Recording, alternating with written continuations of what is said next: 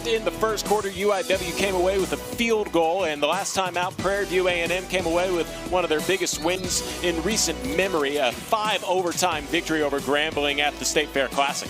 I mean, Carl, there's just so many aspects that made it so exciting and memorable for this Prairie View team. Obviously said the Cotton Bowl and the longest game in terms of periods, in terms of FCS play. So that's the reason why we said that they're going to be fired up for this game against the Cardinals.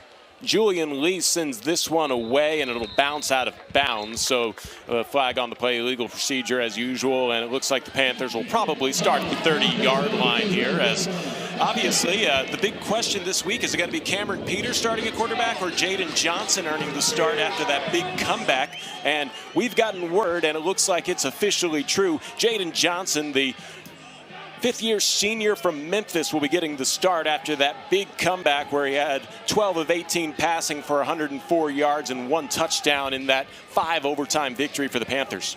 Well, you're not a 4-star recruit for no reason. Obviously, the transfer from Missouri State, and I like this decision from Coach McDowell to allow him to ride the hot hand of what got you that big win, and now maybe you can turn it into an even greater win going against a ranked opponent like the Cardinals.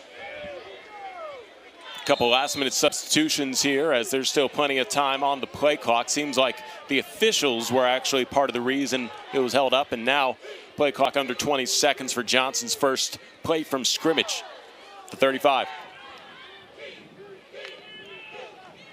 Wisham will get the handoff. He's trying to stutter step in the backfield, but he will be brought down from behind.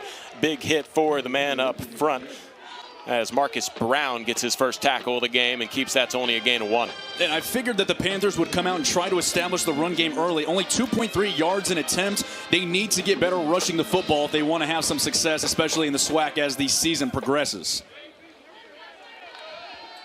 2nd and 9, play action, a roll out to the right, a completed pass, and picking up near first yard downs, Ethan John, and a first down will be converted there. Let's check out the players to watch here for Prairie View A&M and UIW. As Connor Wisham had a big week in the backfield, and then Savage, obviously, as Shamar Savage, one of the big targets there for Prairie View's offense. Mason Chambers and Dune Smith on the defensive side for UIW. 1st and 10, ball at the 45. Johnson will drop back for a pass and will decide to tuck it and run as he's under pressure. He'll be across midfield before he is tackled on the play by Tylen Foster. And to go back to some of those players, Shamar Savage, he's the one guy in this offense that I really think that you can't let get loose if you're UIW. The last time out, or his biggest game, against Northwestern State, he caught 6 balls for 133 yards. He has that type of big play potential. Officially in Cardinals territory now, the Panthers out of the pistol formation. A handoff to Wisham. He'll take contact and drag that defender with him to the 48. So a gain of 1 sets up the first 3rd down of this drive for the Panthers.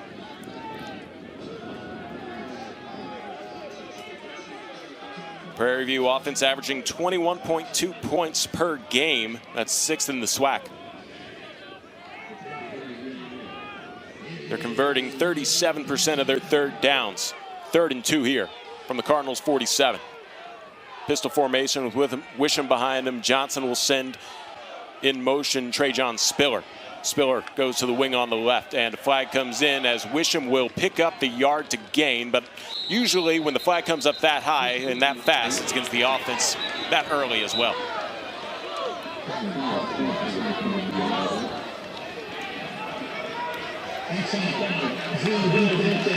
It was actually against the Cardinals, so looks like the result of the play will be a first down either way. Didn't quite catch the official call there from Craig Helser.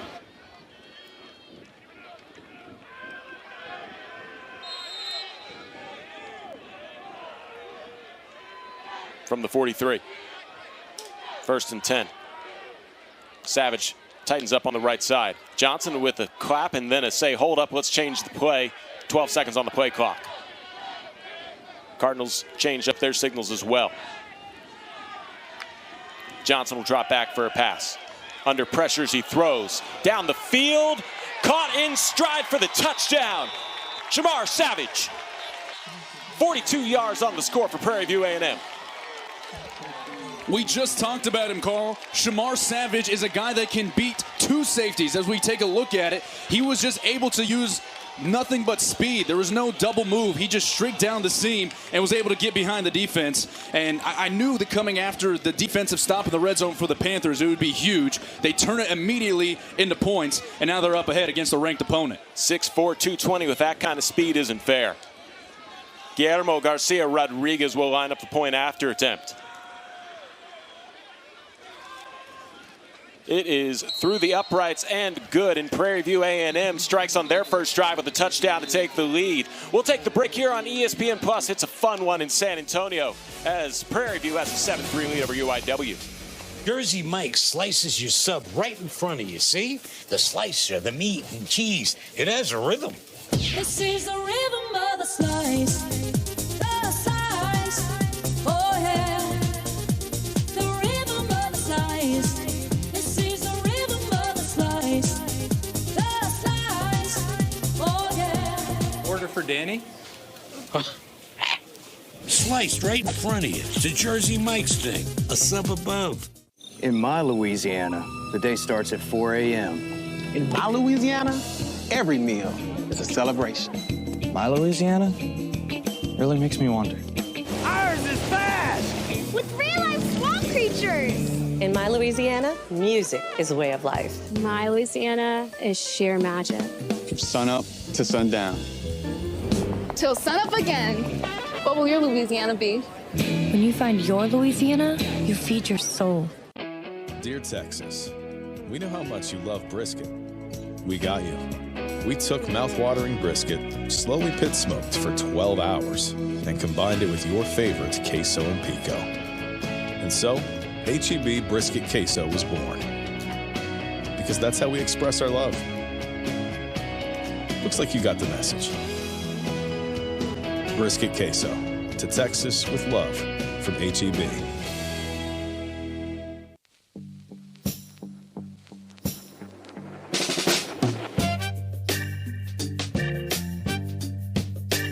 If sweat is your body's natural way of cooling itself down,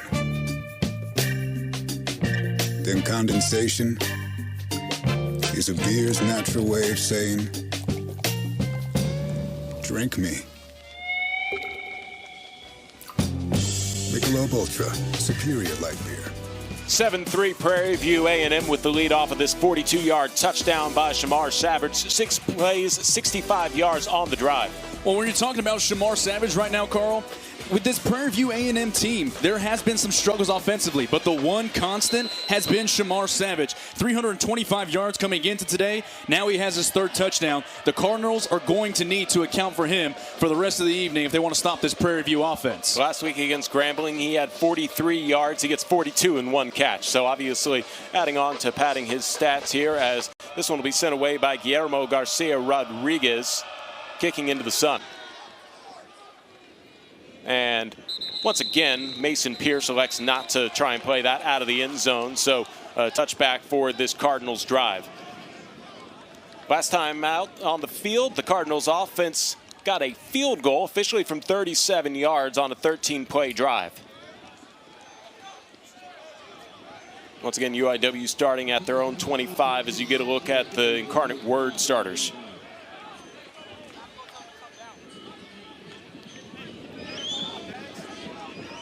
First and 10 from the 25. Calzada will motion Roy Alexander and whistle stop this play. Once again, usually tends to be on the offense. The last drive started with a false start. Looks like we have deja vu. Well, Carl, one of our keys to the game was not showing any signs of rust. And right now, on defense, you allow the big shot. Offense, already your second pre-snap penalty. So they're kind of falling into that proverbial trap that you thought they could coming into this game. Backs him up 5 yards. First and 15 from the 20. Alexander will motion once more to the left, from the left to right. And a give to Kalen Taylor. He tries to cut it around left side. He gets stumbled. A flag comes flying in, and whistles will officially mark this play dead. And usually this is in the area of a hold.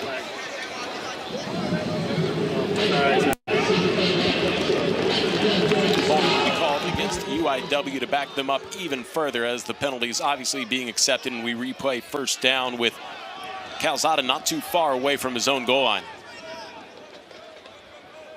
Let's check out the players to watch here as well for the Cardinals. Offensive side of the ball, Jalen Waltall and Kalen Taylor. Two players that are tops in the Southland Conference, and then Aiden Jones and Bryce Turner on the defensive side for the Panthers. 1st and 25, ball at the 10-yard line. Calzada will air it out and sling it to the right side. It'll be caught by Jalen Waltall. He only stuttered forward to a gain about the 15. Still a long way to go for first down for UIW. A tackle made by Stacy Brown, the graduate transfer from Dallas, Texas, and out of Duncanville, the Mizzou transfer. Such an underrated trait of some of those corners being able to tackle in the open field. Alexander motions over to the left side. Calzada, play action. Pass to the right side will be caught by Jalen Waltall. This time he explodes across the 30 to the 35 before being brought down, and they'll have to tell him he was down as he was so excited that he didn't think his knee touched. He'll be called back. And Waltall's speed helps, but look at the offensive line getting out in front of him. That's how those screens are able to take off for big plays. You have to make sure your linemen are on their P's and Q's, and that time perfectly executed by the big men up front. First down for UIW, 1st and 10 from their own 37-yard line. So all those penalties, moot point at this point. Still a fair amount of work to do.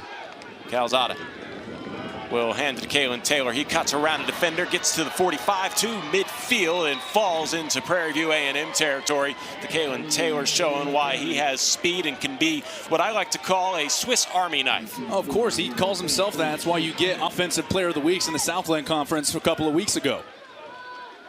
Play action. Calzada slings it over to the right side. It'll be caught, and picking up first down yardage is Jalen Travis. Travis making his first reception of the season and picking up a new set of downs for UIW.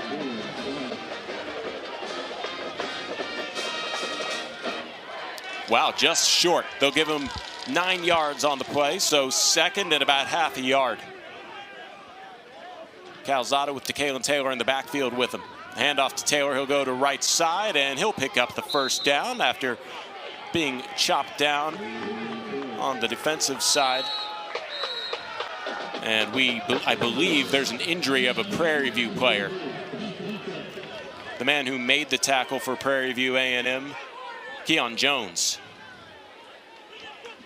To keep it on to Kalen Taylor, one of the things that jumps off the page at me, Carl, when you're talking about just the young man himself, is he does not lack confidence. I know you've been able to speak with him a couple of times.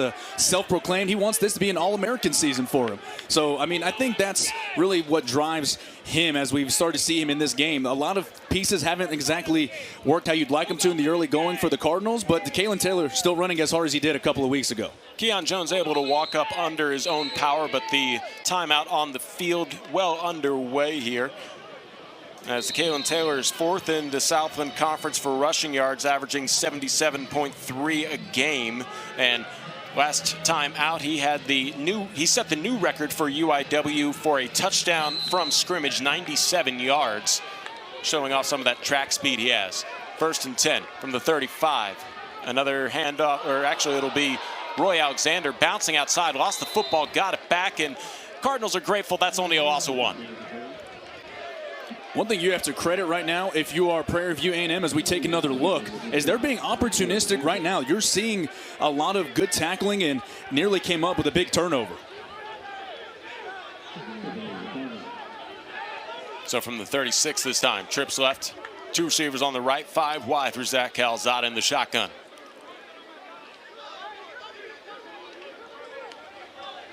Calzada will drop back under pressure as he swings it to the left side, and a little bit of miscommunication there as Josh Lorick was running towards a pylon, and I think Calzada was expecting him to cut back. It's one of those plays that you really can't run as a finite way. It really has come down to if you're on the same page with their quarterback, and obviously on that play, looking for the back shoulder, and it's not there, and it forces them into 3rd and long. Clock stops at 3:55 here as the Cardinals are trying to answer back to a first series of the game touchdown from the Panthers offense. Taylor exits out of the backfield to the right side. Calzada with 5 wide again in the play clock at 6 seconds as he drops back. Just airs this out as he was under pressure and almost pulled in as Jalen Waltall was covered very well there by Scooter Adams. One of the trends that you're starting to see right now from Calzada, when he sees those one-on-one matchups, he's really starting to trust his receivers. And so far, the defensive secondary for Prairie View A&M has been equal to the task. Correct myself. Ahmad Robinson there on the coverage. And fourth down, UIW being super aggressive here, but it's also sort of this no man's land as field goal a little too far, punt maybe not good enough, and a hard count free play here for Calzada. They'll stop it.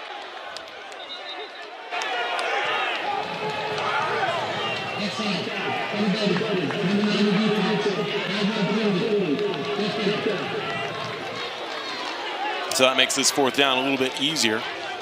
5 yards moves the chains to a bit more manageable 4th and 6th.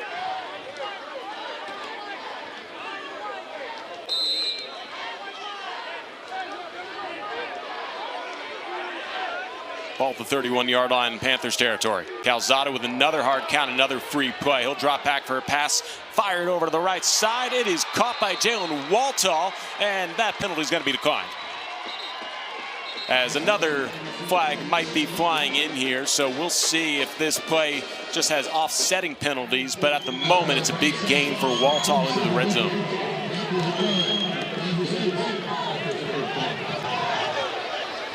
And Carl, sometimes when you're looking as a quarterback, you have to keep going back to those receivers. Earlier in the drive, you're not able to hit that back shoulder throw. You go right back to it, this time on the other side. You never lose confidence in your receivers. And right now, Zach Calzada has definitely earned the trust of his playmakers on the outside. Kalen Taylor in the backfield with Calzada. First and goal from the 9. He'll lob it towards Waltall once more. Waltall bobbles it, and we're going to need an official signal on whether it's incomplete or a touchdown. I see 2 signals for a touchdown, UIW. Jalen Waltall comes in with his 6th touchdown of the season, first one of the day to put the Cardinals on top. Do you know how much concentration this takes, Carl? Look at that. He goes straight up. It's great coverage on the back end, and somehow he still is able to pin the ball between his shoulder and his helmet and hang on. What a catch from Waltall. Can we say SC top 10 on that play? I am in awe. I saw it happen through binoculars, but I couldn't quite see if he got it. I was waiting on the officials. They couldn't believe it either. Brack Peacock trying to line up the point after attempt after the reviews are making sure that that was actually a catch. That's why you have the hold up here from our white hat Craig Helser, giving the replay operators plenty of time. We don't need any more time. That was just an amazing catch. So Peacock here will line up the opportunity for UIW to get into double figures. Hold by Trenton Rosas, and the kick is good. UIW takes a 10-7 lead thanks to a big play by Jalen Waltall. Back-to-back receptions put the Cardinals on top. Get your spectral sock out, nerds. Let's go. Be the first to watch at home today. Who's ready? I was born ready. Oh, yes. Go even deeper. With loads of extras. And it pays off even more if you watch the movie a second time. When fans see that. Hey, cowboy, my eyes are up here. I know it's tempting. I look at it too sometimes. Deadpool and Wolverine. Buy it now, only on digital. Lost Alabama Medicaid? Healthcare.gov is here for you. Where can we find a low-cost health plan? What about a plan that covers doctor visits? Emergency care? Prescriptions? With the new law, 4 out of 5 customers can find a plan for $10 or less per month with financial help. Healthcare.gov is here for you. Enroll today for coverage starting the 1st of next month. What's the website again? Healthcare.gov.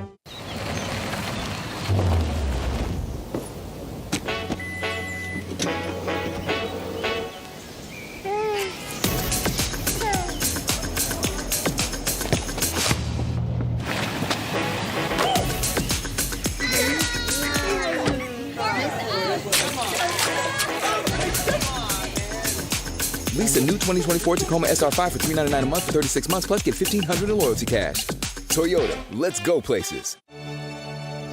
What if you never had to worry about what you could do? Because you could do anything. Anywhere could be the center of everywhere. And boundaries only existed to be pushed. So the only limit you faced was how big you could dream. What would you do then? Some pretty cool stuff, I bet. Yeah, that'd be some life. That'd be life unlimited.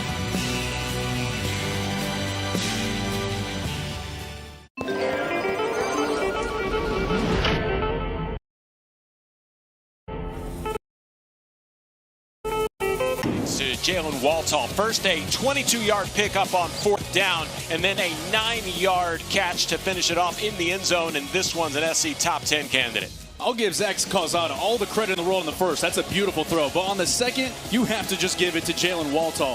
This is a guy that placed first in a triple jump and won a state championship in high school. He needs all of that athletic ability to make that play, and it came down to the last couple of inches and a huge play to get the Cardinals back the lead. Julian Lee will once again kick this one out of bounds. Back-to-back kickoffs that will result in the Panthers starting at the 35-yard line.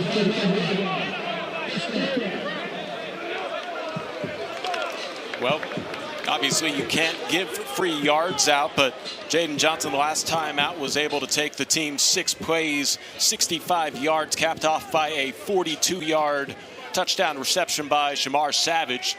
I'm sure that he'll be keeping an eye on him as 3:22 left to play in the first. The Panthers are going into the sun as Benson Stadium runs east to west here in San Antonio, Texas. 1st and 10. In motion is Thomas. Handoff and a big gain to the yard to gain there for Scooter Adams on his first carry of the day. If you have extra resources allocated to stop Shamar Savage, that means you're taking an extra safety out of the box, and that is where Prairie View A&M wants to be, being able to go between the tackles in the run game. Ball officially marked at the 46, gain of 11 there for Adams. Out of the pistol formation, Johnson will motion Ratliff over to the right side. Throws deep down the left sideline. He has a man and just bobbled there by James Burns. And Burns put on the afterburners as he certainly had a chance down the sideline there. Boy, a sigh of relief on the UIW side. These receivers right now are just getting more than a step right now, and it's going to have to be on the back end to try and shore it up just a little bit, because right now the Panthers are going to be taking shot after shot if they continue to get one-on-one coverage. Impressed with the pass there by Jaden Johnson despite the incompletion. James Burns will trot back and be the last man to line up here with 10 seconds on the play clock.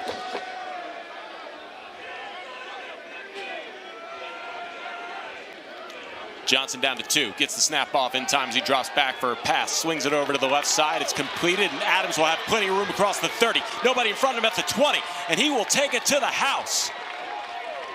Touchdown, Prairie View A&M.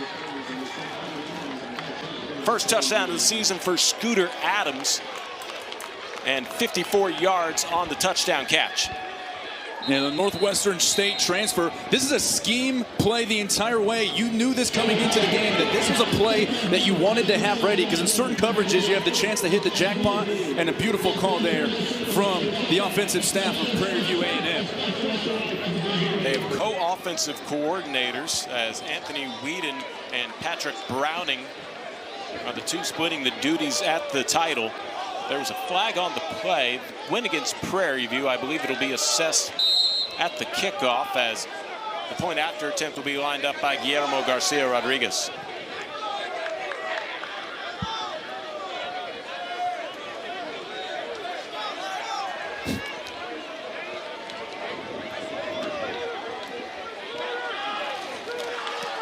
And the kick is through and good, and the seesaw battle continues. UIW started off with a field goal. Prairie View A&M got a 42-yard touchdown reception on their first drive. UIW answers back with a big drive that included a 4th down conversion to take a 10-7 lead. And now Prairie View A&M shifts back ahead thanks to another explosive play, this time from Scooter Adams. And these are the big plays that we really didn't expect coming into this game for Prairie View A&M. Of course, they needed a couple, of course, to beat Grambling State last week, but we talked about it before the game started, Carl, that maybe the 2-3 record might be a little bit misleading for this Prairie View team. You have to take on Michigan State in East Lansing. Of course, you're not going to hold too much against them for that, but they've been in every game other than that. You exclude Texas Southern because they lost their starting quarterback in that game. So this is a battle-tested team all the way through, and I think you're starting to see the dividends of that paying off for them, at least early in this game.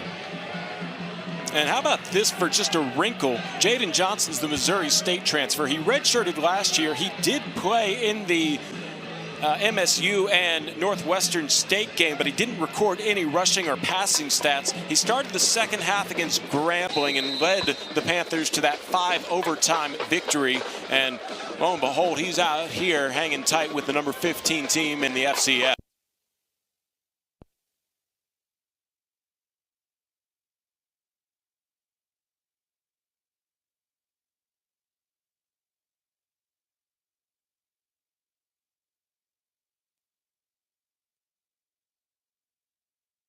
This will be a easily returned at the 12-yard line kick for Mason Pierce, and Pierce will cut outside, still on his feet at the 40 and push out of bounds near the 45-yard line. Some extracurriculars. Regardless, UIW get their best field position of the day. And Carl, if I were to ask you right now, is 3 of 4 for 105 yards and 2 touchdowns good? What would you say to me? It ain't bad.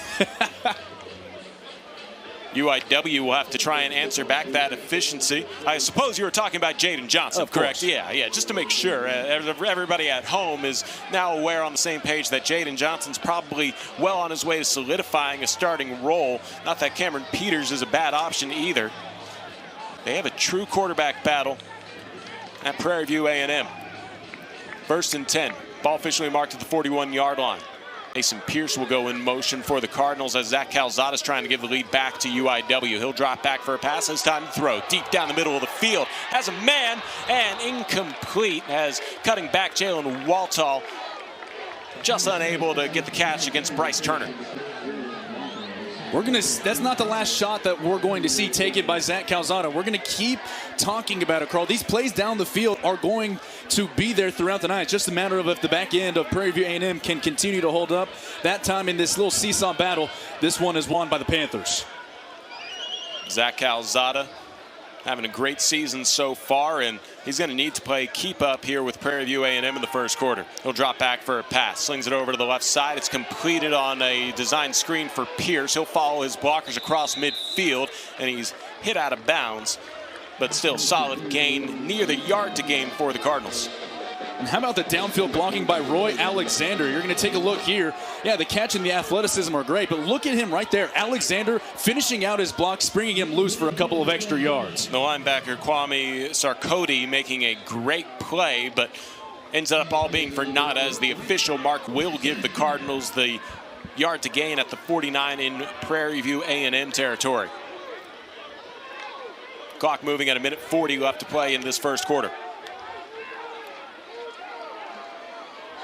Calzada will motion Turner to his left and whistle stop this play.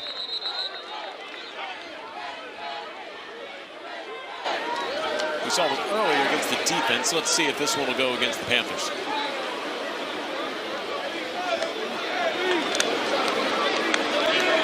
Will be a false start, which we've seen a few of. This is the third in the game for the Cardinals. To come on the side that Fred Stokes Jr. is rushing from, and for good reason. He's leading in nearly every single statistical category that's relevant for a pass rusher. You talk about quarterback hits, sacks, tackles for a loss. So they're definitely keeping an eye on the graduate transfer from Central Michigan.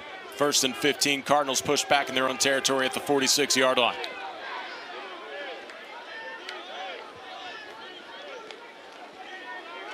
Handoff, but immediately hitting the backfield. Lontrell Turner not going anywhere thanks to the big hit there by Aiden Jones. Last time out against Grambling State, Aiden Jones had 12 tackles, but now you're seeing it again. Fred Stokes Jr., he continues to be a problem. They're going to have to make sure they take care of him if they want to continue to try to run the ball, especially along the tackles. You were spot on and actually correct. I correct myself. Fred Stokes Jr. there to celebrate right on top. Aiden Jones happy for his teammate. Sets up 2nd and long, 17 to be exact. Calzada under pressure will have to roll out to the right. Looking downfield, cuts back to the left side, still looking for a man, and he'll just toss this one into the Prairie View benches.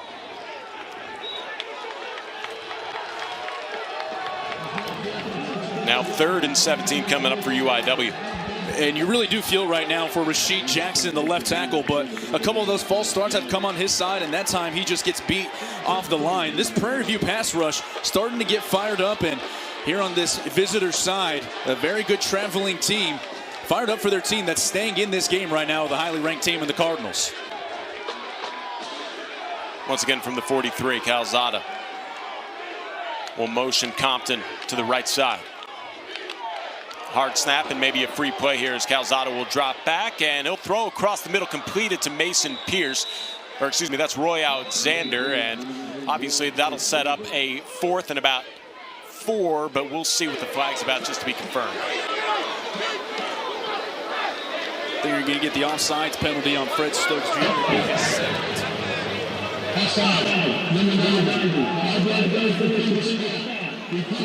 Carl, there's a little bit of that double-edged sword that you talk about with pass rushers.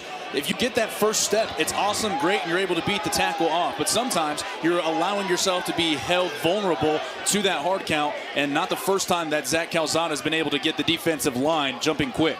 So you might have heard incorrectly there, as incorrectly relaying the information. Craig Helser said that we'll replay 3rd down. No, the penalty will be declined, and UIW will have a 4th and about 4 here as they're back in Prairie View A&M territory. You just also heard the issue corrected there by Helser, and Zach Calzada going to pick up another 4th down conversion.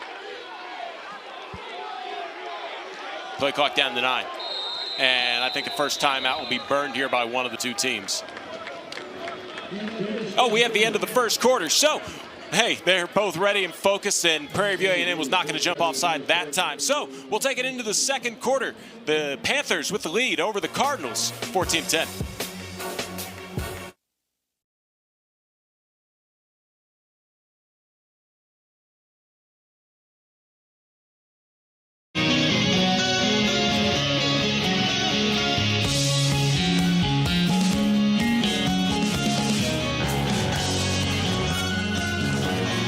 When you never have to worry about thinking too big? Because you have a connection that's ready for anything. That's Life Unlimited. That's Spectrum. Having health insurance is important. So if anyone in your family has Medicaid or CHIP, listen up. Check the mail for your renewal form.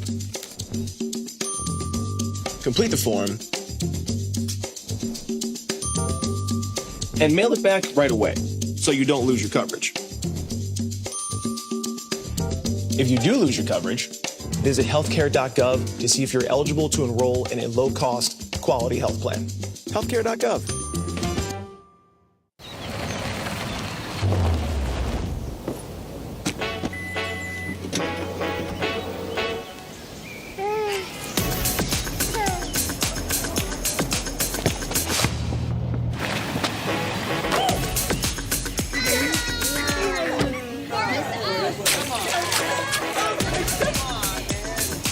Get 3.49% APR for 36 months on a new 2024 Tacoma Hybrid plus $1,500 in loyalty cash. Toyota, let's go places.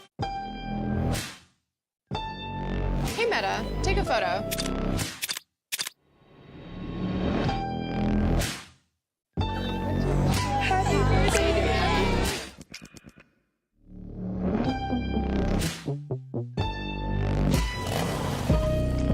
Hey, Meta, look and translate that sign. It says, dance all night.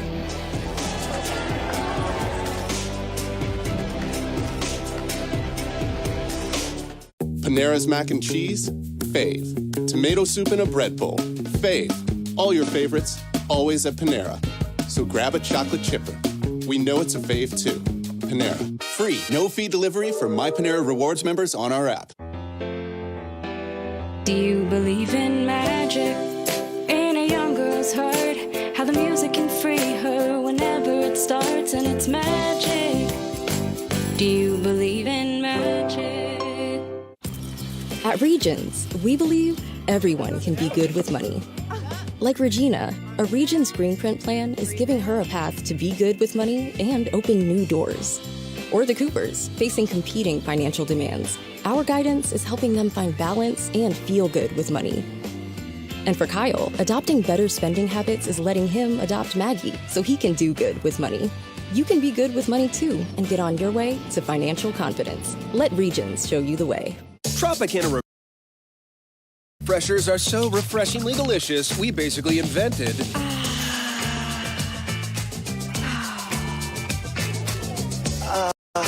It's a 14 14-10 Prairie View A&M lead, and we had a fun first 15 minutes. Well, you absolutely did. You saw a big play right there from Shamar. The other side for Jalen Waltall. Carl, this is going to be a seesaw affair, I feel like, the entire way through. So I think it's time for us to buckle up. This is going to get fun. Big fourth down to start the second quarter. 4th and 4, Cardinals at the Prairie View A&M 43-yard line, trying to convert another fourth down as Zach Calzada's in the shotgun. We'll send Compton in motion to the left side. Looking to that left side, Calzada drops back, completes across the middle to Waltall. He has the first down and more across the 35. Tries to hurdle a defender, but he is stopped there on the attempt. And the stop will be made by the free safety, Cameron Franklin. Extra rushers into the game to try to stop it on 4th and short. But you're seeing the athleticism time and time again right now from Jalen Waltall, and also puts it in the back of his mind why coaches tell you not to leap when you have a defender bearing down on you. Waltall's picked up 2 fourth down conversions for this Cardinals offense this evening. A little bit of a trick play as Josh Lorick will get it around the right side, follows blockers into the red zone, cuts back at the 15 and lowers his shoulder to around the 11, and a big play by number 11 to get it to the 11. The junior out of Adelanto High School in California. When you start to see those plays, that is a sign that an offense is starting to really settle into the game, and I think you're starting to see it right now from the Cardinals. Oh, they'll shoulder him a yard and put him at the 12, so ruins my call, as there will be a handoff here to Kalen Taylor, trying to cut around the left and able to escape one would-be tackler, and gets past the trenches into the about 7-yard line, maybe 8.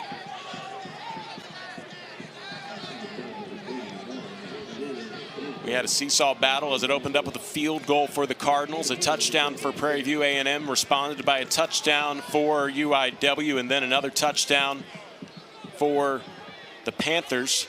UIW trying to keep with the trend. 2nd and 6, ball at the 7. Roy Alexander will trot into motion on the right side. Play action, Calzada finds Roy Alexander, but Alexander might as well have dropped that as he completes the catch at the 10-yard line, and Kevin Davis Jr. made sure that there was no yards after the catch. Yeah, he just flies down from that safety spot. They're able to complete the pass, but it's all about reading your cues. If you're Kevin Davis Jr., he does it beautifully to drop him and make sure he's not able to get towards that corner pylon.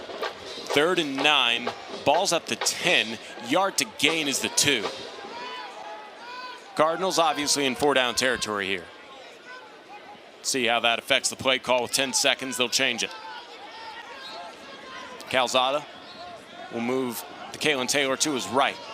Scans to the left side, looking for Josh Lorick, who was held up in a fight there as the cornerback Keon Jones there on the coverage didn't allow him to get loose and made that uncatchable. And we've called his name a couple of times tonight, Carl. He's been the guy that kind of defends against that slot fade on that far side. He's done a good job a couple of times. So if you want to go back to that play, you might think to go to the other side, because Jones right now has shown the ability to make sure he takes away that leverage. So Brack Peacock will line up for the field goal attempt as we have a first time out of the game by either team, this time taken by Prairie View A&M. Before the field goal, get the feeling they were expecting UIW to go for it on 4th down. Not 100% sure why they elected to take this time out. First charge, and we're going to take the break with them. 12:31 left to play in the second quarter. 4-point lead for the Panthers.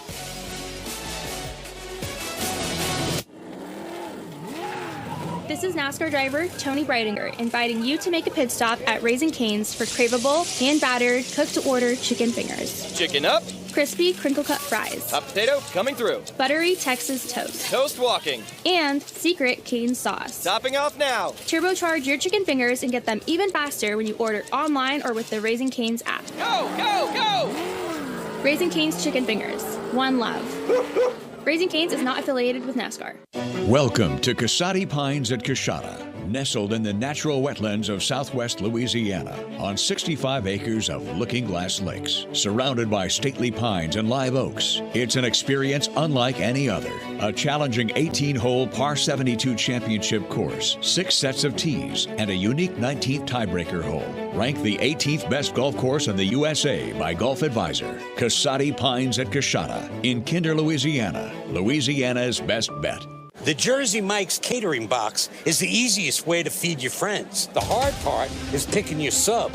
That's why we're having a draft. With the first pick, Sarah from Carolina selects number 13, the original Italian. You know, I trusted my gut, and that's exactly where the sub's going to go. So Hold on, we've got a trade. Jake traded his second pick with me, because I'm starved. Freshly sliced subs to go, wherever you and your friends go. Jersey Mike's, a sub above. At HEB, we believe sharing and the holidays go hand in hand. That's why, for more than 30 years, we've served millions of meals across Texas at our annual Feast of Sharing holiday dinner. So come join us for a free meal and a good time. Find your local Feast of Sharing at heb.com/feast. So out of the timeout, it will be a field goal attempt here for Brack Peacock. 27 yards as he lines it up. Chance Trim and Rosas will hold as per usual for the Cardinals. Peacock already made a 37-yarder today. This time he'll send it through the uprights and good. So UIW cuts the Prairie View A&M lead to 1, 14-13. I'm Carl Schoening along with EJ Sanchez. Happy you guys joined us. Blair Villarreal is on the sidelines, as we also like to thank everybody else in the ESPN crew. It's a fun one here between these two teams. It's a little bit off the script of what I think we expected coming into this one, but we mentioned it in the opening. We're probably going to mention it a couple more times tonight, Carl. This is a very confident Prairie View A&M team right now. You know, emotional wins can catapult you throughout the season. We mentioned it off air, how not only last week, but potentially a good showing this week can catapult you into a much better rest of the season than you anticipated, especially when you drop your first game when it comes to conference play in the SWAC. Nevon Cooper and Scooter Adams are back to receive this kickoff following the UIW 27-yard field goal.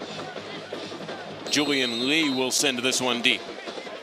And he hasn't kept this one between the sidelines in his previous two kickoffs this young evening, so we'll see if he can maybe keep this one to the furthest distance he's kicked it in play tonight. Lee puts toe to leather. That's much better. Playing it on a back pedal is going to be Cooper. Cooper cuts down the sidelines, and he stepped out of bounds. Should have taken the fair catch. Didn't quite see where he might have stepped out of bounds, as they'll mark the football, but obviously not at the 25. Well, as far as I know, there you go. Yes, so it will be around the 14-yard line where Jaden Johnson starts off this drive here, the first of the second quarter for Prairie View A&M.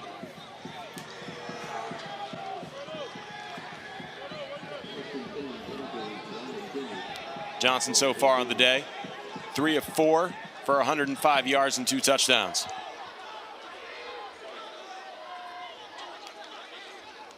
He'll hand it off to Wisham. Wisham cuts up the middle and will pick up a couple yards before being brought down on the tackle by Tylen Foster.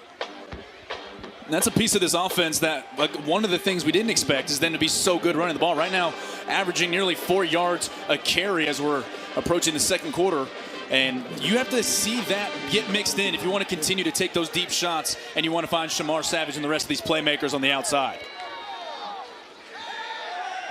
Play action, a throw to the right side while on the run is completed to Savage. He moves the change on cue.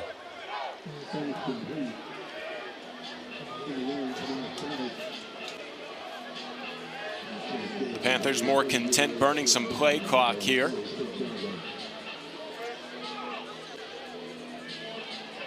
Johnson relaying orders from the sidelines. Trips left, single receiver to the right.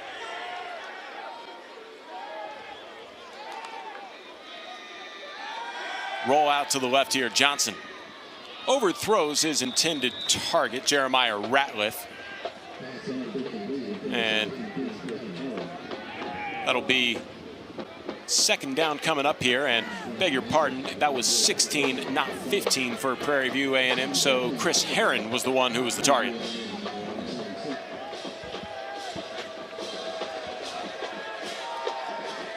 Johnson barks out new orders, 2nd and 10 from the 26. Longest field of the drives for offense on Prairie View A&M side. Swings it over to the left side. This time it'll be caught by Heron, and Heron uses the bubble screen to pick up positive yards to the 30, but still 3rd and long. It was a good job by Mr. Williams getting to that sideline, because we've seen that screens really start to pick up some steam for the Cardinals.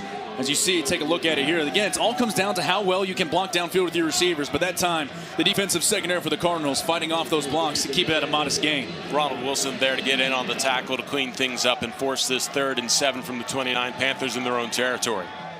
Man defense shown here by UIW. Wisham in the backfield with Johnson. Johnson will drop back under pressure as he throws over to the right side. Incomplete, looking for Spiller. Flags come in as I believe Mr. Williams is going to be called for a roughing the passer. Mr. Williams was unblocked, and his eyes probably got so big that even when that ball was released, he was going to hit. It's even harder for a defender to stop his momentum like that as we get the official call. But when you are a free rusher like that, Carl, and your eyes do get big, as you just mentioned, stopping is almost impossible, especially when you get a free shot at the quarterback. But of course, it's all about player safety and making sure the quarterbacks stay upright as much as they can. It's going to cost the Cardinals. It's a big play, obviously, as that now makes it 1st and 10 at the 44-yard line and keeps this drive rolling for Prairie View A&M. One more look at it as Mr. Williams, can't really work the brakes that quickly. Out of the pistol, Johnson will drop back for a pass, decides to tuck it and run as he's under pressure. Gets across midfield and then runs out of bounds near the 45-yard line. Some contact after, and I see a flag on the play. This might be a late hit against UIW.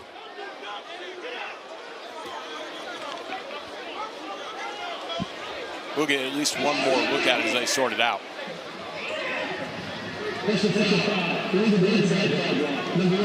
It goes against the offense, so an illegal block, and we'll repeat 1st down. Cardinals were close to some extracurricular, and I agree with them not throwing the flag in that case. And here's one more look at the play. Well, because you don't know what Johnson's going to do. He's such a dynamic runner. All it takes is him to put his foot in the ground and cut back, and then he has green grass in front of him. So I agree with you. I do like the no call. And I think the replay right there just showed Tylen Foster did not hit him at all. He did make some contact with Prairie View white jerseys on the sideline.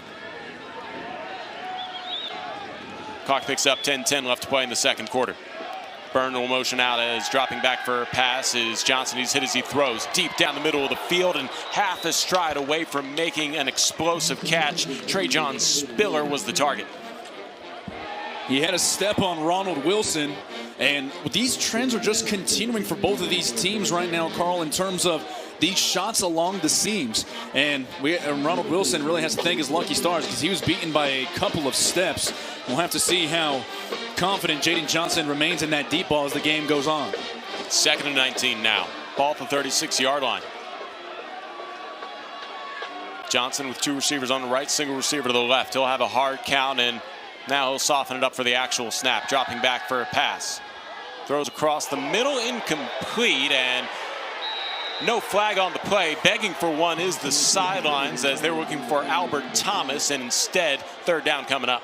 Well, it's the redshirt freshman, Barry Dillon, and he might have gotten there a little early, but he plays the ball, and I think that's why you're seeing a flag not get thrown. But Prairie View A&M certainly has a case to be made. I like how in the NFL they did make it reviewable and they did not allow anybody to actually get pass interference to be called on a review. It looks like that'll be the same situation here. 3rd and 19 for Prairie View A&M. McDowell in the backfield.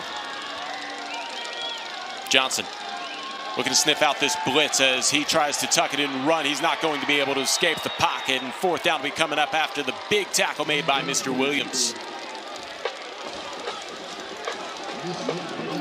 Well, this is what happens. You give them a short field and your defense can play it a little bit tighter. They did miss that one play that luckily ended up being an incomplete pass. Otherwise, we might be looking at a bigger Prairie View A&M lead. Well, what it allows you to do right now is just take a deep breath. You've gotten into a track meet in this first half with Prairie View A&M, and I don't think that's the game that you want to play with as confident team as Prairie View A&M is. The Cardinals defense coming up with the first big stop of this game. First punt of the game for Prairie View A&M as Efren Jasso will send this one away, almost blocked, looking for DeKalen Taylor to play it off of a bounce. He muffs it, is able to pick it up and couldn't spin away from the pressure.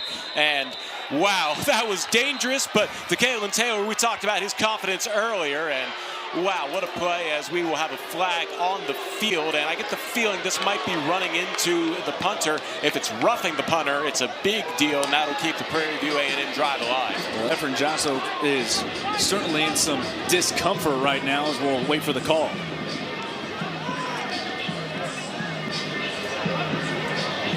And Craig Helser will make the announcement here. We'll see what happens. We'll repeat fourth down after a timeout on the field. 9:03 left to play in the first half. Prairie View A&M with a punt when we come back in a 1-point lead.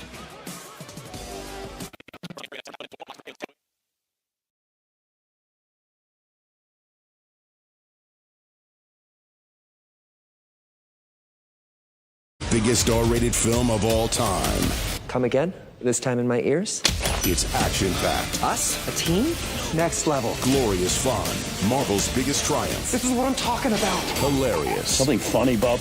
Verified hot on Rotten Tomatoes. You really are God's perfect idiot, aren't you? Deadpool and Wolverine. Buy it now. Only on digital. Welcome, freshmen. Remember, orientation will be at 5 o'clock today.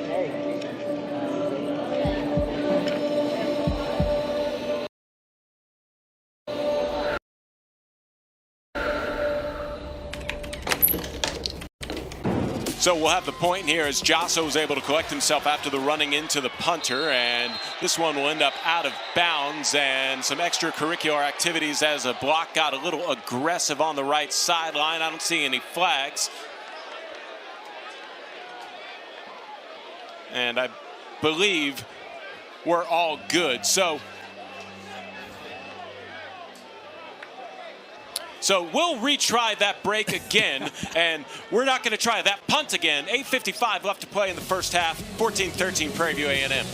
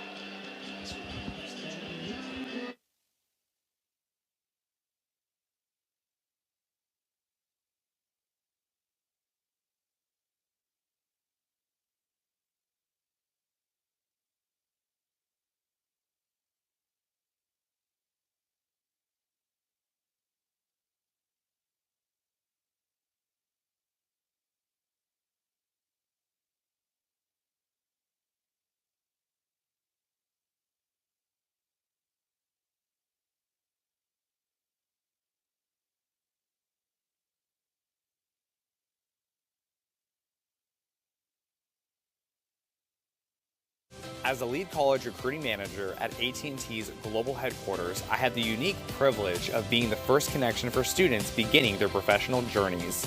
My own education was enriched by professors who were industry experts with real-world experience. And now, I take pride in helping the next generation of leaders navigate the opportunities in store for them after college. My name is Nick, and my journey began in San Antonio, Texas at the University of the Incarnate Word.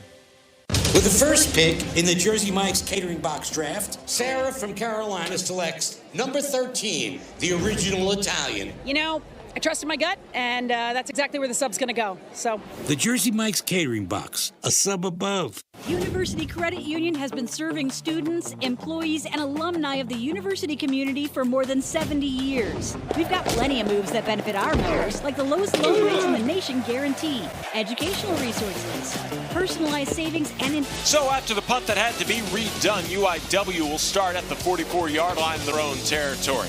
Cardinals trail by 1 as Prairie View A&M riding off of confidence from a 5 overtime victory against Grambling as a 1-point lead, and DeKalen Taylor trying to take that confidence away as he gets into the secondary into Prairie View A&M territory, and will be brought down at the 34-yard line, showing off that explosive speed.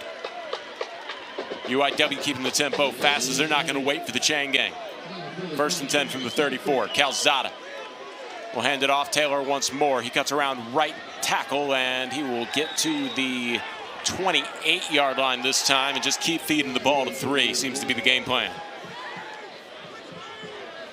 UIW not allowing Prairie View A&M to catch their breath. Another DeKalen Taylor handoff. This time he's hitting the backfield, and stopping the play up front for the Panthers is Aiden Jones. The redshirt freshman, Jones out of Crosby High School in the Houston area, has been all over the field tonight, and you have to credit his defensive line up front. Whenever he has just a simple crease to fly in and make a tackle, he's pretty sure-handed. We've seen it time and time again as the game has gone on. The tackle for a loss, 1 official yard lost on the play, will set up a 3rd and 5 for the Cardinals, and they'll slow down the offense just a little bit. 13 seconds on the play clock. Alexander goes in motion left to right. Dropping back for a pass. Calzada slings it over to the right side. Alexander making the catch and getting close to the yard to gain. He does pick up the first down for UIW. Well, right now you have an embarrassment of riches on offense. You have your quarterback that's 16 of 21, but you also have Taylor in the backfield, who's averaging 7.3 yards a clip right now on the ground. So it's just going to be about which side that you want to go on the offensive end to incorporate some big plays.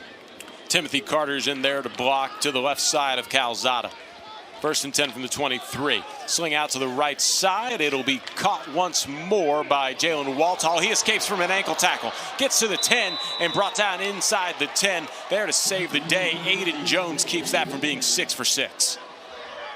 You said 1 ankle tackle, but look, there's a couple that he's able to break. He's just so shifty, and that's the definition of not able to catch a guy in a phone booth. And we have a timeout on the field taken by Prairie View A&M as UIW, known for their fast-paced offense. It's an entirely different thing seeing it in person. And I think that's why Bubba McDowell, who has a defensive background, obviously, he recognized that if there's ever going to be a time to call a timeout, you're not going to save him for the second half. You're going to have to try to have your red zone defense bow their neck and try to hold them to 3. They've done it a couple of times tonight, and that's why you see the Panthers with the lead right now. So getting your defense a chance to catch their breath. Those guys up front, Fred Stokes Jr., just to name one, they need that little extra gas to try to get to Calzada, especially if they drop back and take a shot to the end zone. Timeout is used at a good time as Prairie View A&M clearly knows their weakness is the red zone. Teams are 17 of 18 on trips in the red zone with 7 field goals and 10 touchdowns. Prairie View A&M is 11th in the SWAC in red zone defense. UIW trying to keep that trend and retake the lead with 6:41 left to play in the first half. Timothy Carter in the backfield as Calzada looks to be starting out in a pistol formation. 1st and goal from the 9.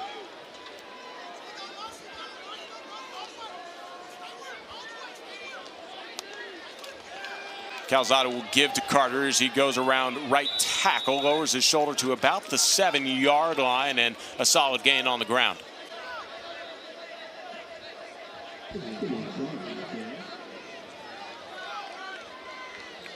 They'll also keep the clock rolling here as 6:20 left to play in the second quarter, and the officials will give the go-ahead for the play to snap. Carter remains in the backfield with Zach Calzada. 2nd and goal from the 7. Calzada slings it over the left side. Roy Alexander has some space, and he finds the end zone. 7-yard touchdown, UIW.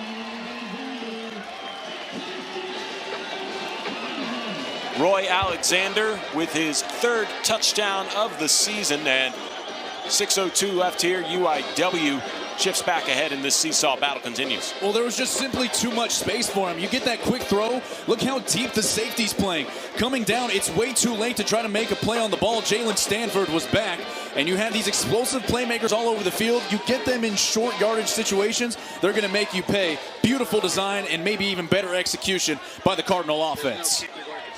So it looks like they're going to go for 2 here as UIW will play the math game and make it a full touchdown lead if they can convert. Carter in the backfield. Calzada in the shotgun. Motions Waltall from left to right. Calzada will pass. Plenty of time to throw over to the right side. Alexander can't come down with it, incomplete. And the 2-point conversion will fail and keep the score at 19-14. 6:02 left to play in the first half. And understandable math game if all of a sudden we're in the fourth quarter and the difference is that 2 points. Prairie View A&M can't take the lead without a 2-point conversion of their own. Something that they know quite a bit of, as last year, this is, I believe, the third year that we have had the new overtime rules where after the second overtime, you just go for a 2-point conversion. So 3 straight overtime periods for Prairie View A&M last week were 2-point conversion attempts. Well, unfortunately for them, you usually have that circled on your play sheet, your 2 or 3 plays that you're very good at. They put all of them on film. They had to use all of them last week. And so we see a little wrinkle from the Cardinals. And Carl, as we're talking about it, I think we understand those are not going to be the last points scored in this ball game, and all as we progress. Likelihood, yes, exactly, that's correct. So there's no harm, no foul in that situation for the Cardinals, and now let's just leave it up to your defense to try to make another stop and have a good feeling headed into the locker room. James Burns and Nevon Cooper are back deep to receive this kick from Julian Lee. Following the Cardinals touchdown, Lee will send this one away on the kickoff. Booms this one, and this time it'll be taken by Cooper just at the 2. And he cuts away from one defender, and he will be hit on a big tackle there. And the stop and the shovel work done by Dune Smith. Well, he was our player of the game to watch on defense. Now he's making his presence felt on special teams. You just can't teach that kind of technique any better. And a great tackle on the coverage team. So now it's going to be all about this Prairie View offense. How do they recover now after allowing that touchdown? Solid return of about 18 yards, and Jaden Johnson will march on the field with 80 yards of turf between him and Pater. 5:57 left to play. Dream scenario here is Prairie View A&M gets a scoring drive and no time left for UIW. Handoff here as somebody who already has a touchdown on the day. Scooter Adams gets the give, and he'll fight his way through the trenches for a gain of 3.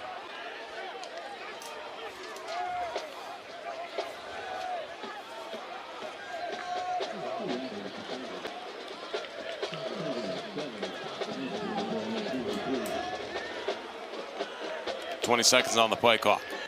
Johnson will give to Adams once again. Scooter will stretch over to the left side, evades a couple would-be tacklers before getting across the 30 and being brought down. And making the stop for UIW is Darius Sanders. Well, the first time we've seen them add a little wrinkle into this running game. We've seen them try to go straight up the middle. Now you have a little stretch play off the other side, and you give yourself a chance to open up the playbook as the game goes on. 1st and 10 from the 32. New play coming in from the sidelines for Prairie View A&M.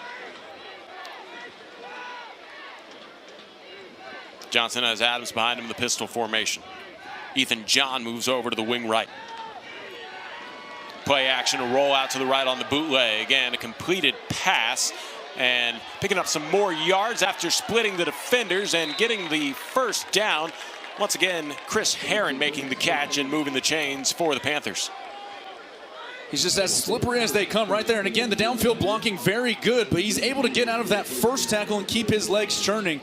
Those yards after the catch are what catches up with the defense as the game wears on. And throughout this game, Prairie View A&M has shown the ability to be slippery and avoid those first tackles.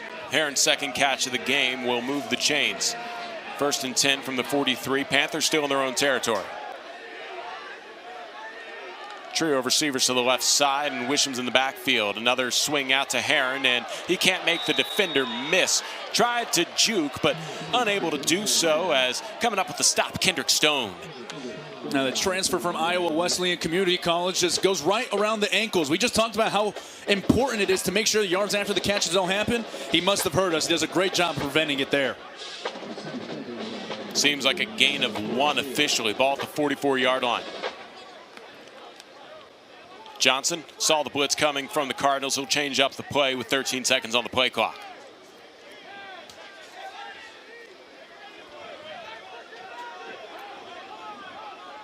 Play clock down to 4 seconds. Johnson just gets the snap off in time, has time to throw, tries to escape the pocket and does so. He'll get a block from Wisham and then step out of bounds there as Wisham, sacrificing his body to go up against Mr. Williams, made that play something out of nothing. Well, he only has a 3-man pressure, and that's how he knows that he's going to have a lane to run through as soon as the play gets off. So he really goes through maybe his first, second read maybe, and that's when he's able to scurry out of there. You see him, he knows that he can take a linebacker one-on-one and use his speed to pick up a couple of extra yards. 3rd and 2, the ball in Cardinals territory at the 49-yard line. Pistol formation. In motion there, Spiller. He'll line up on the wing right. And a handoff to McDowell. He is hit in the backfield and then brought down by a slew of red jerseys. Initial hit made there up front for UIW by Myron Warren. And 4th down coming up for the Panthers. They're going to go for it. It looks like they're all retreating towards the sideline. I do think this would be an outstanding timeout and a good time to call one for Bubba McDowell. In this area of the field, you want to make sure that all 11 guys are on the same page. It's a good spot. Yeah, I believe, wow, they did take the timeout. I thought they were going to let that tick down to the 2-minute timeout and just kind of played their cards, but they do take their timeout. Then we'll have the 2-minute timeout as maybe you're watching your first college football game. Seems unlikely. It's a new rule this year, and I think everybody tends to like it, but Prairie View A&M has 1 timeout remaining after this one. They take on the field to talk over a big 4th and 5. Well, it's a little bit of a double-edged sword because if you don't convert, now you just allow the Cardinals on offense to have an extra timeout in their back pocket. You're not trying to go the length of the field. It's not like you absolutely need it, but, you know, having one in your back pocket can only prove to be a good thing as the end of the half comes up. So it is a little bit of a risk, but you do allow yourself that timeout on offense if you're able to pick it up. Maybe I was looking at the math wrong, but I thought they didn't need to get a playoff to get the 2-minute timeout, but they're going to punt it away anyhow. So maybe it was UIW and we misheard using the timeout, as the Cardinals have 2 timeouts left. Prairie View A&M has 1. 2:19 left to play. And DeKalen Taylor's back deep to receive this punt from Efren Jasso.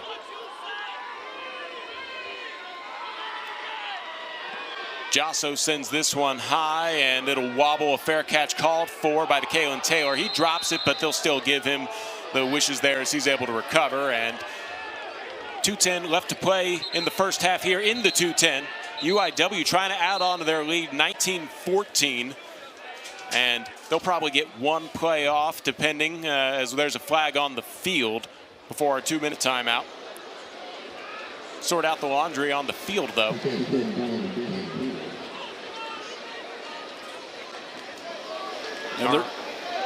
Our umpire talking there to Craig Helser to relay the information.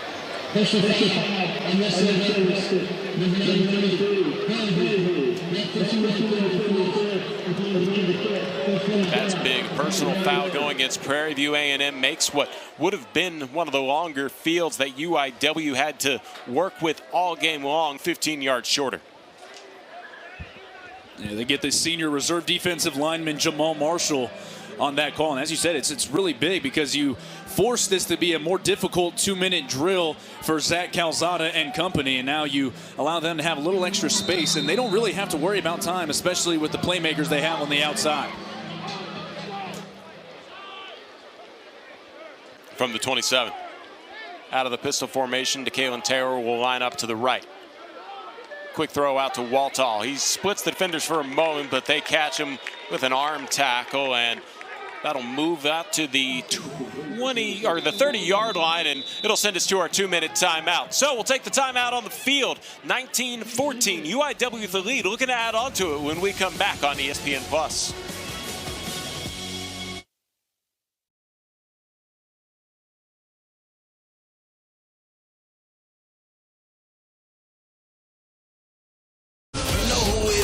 Oh yes, go even deeper with loads of extras. And it pays off even more if you watch the movie a second time.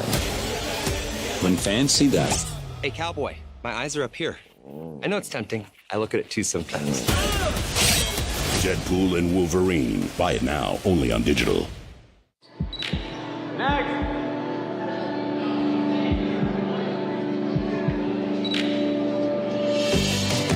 Smiling first can help someone find the courage to do the same. Can simple steps help your financial confidence?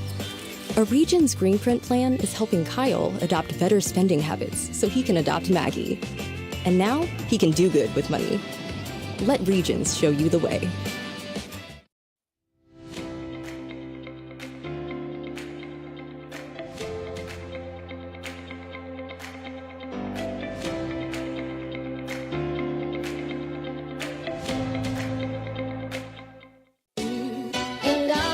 Five-minute warning for Tyler. Sounds good. Yo, Central on your 5. All right, sounds good. Yo, Don, sound checking 5. Man, sounds good. Lisa, you're on in 5. Cool. Sounds good.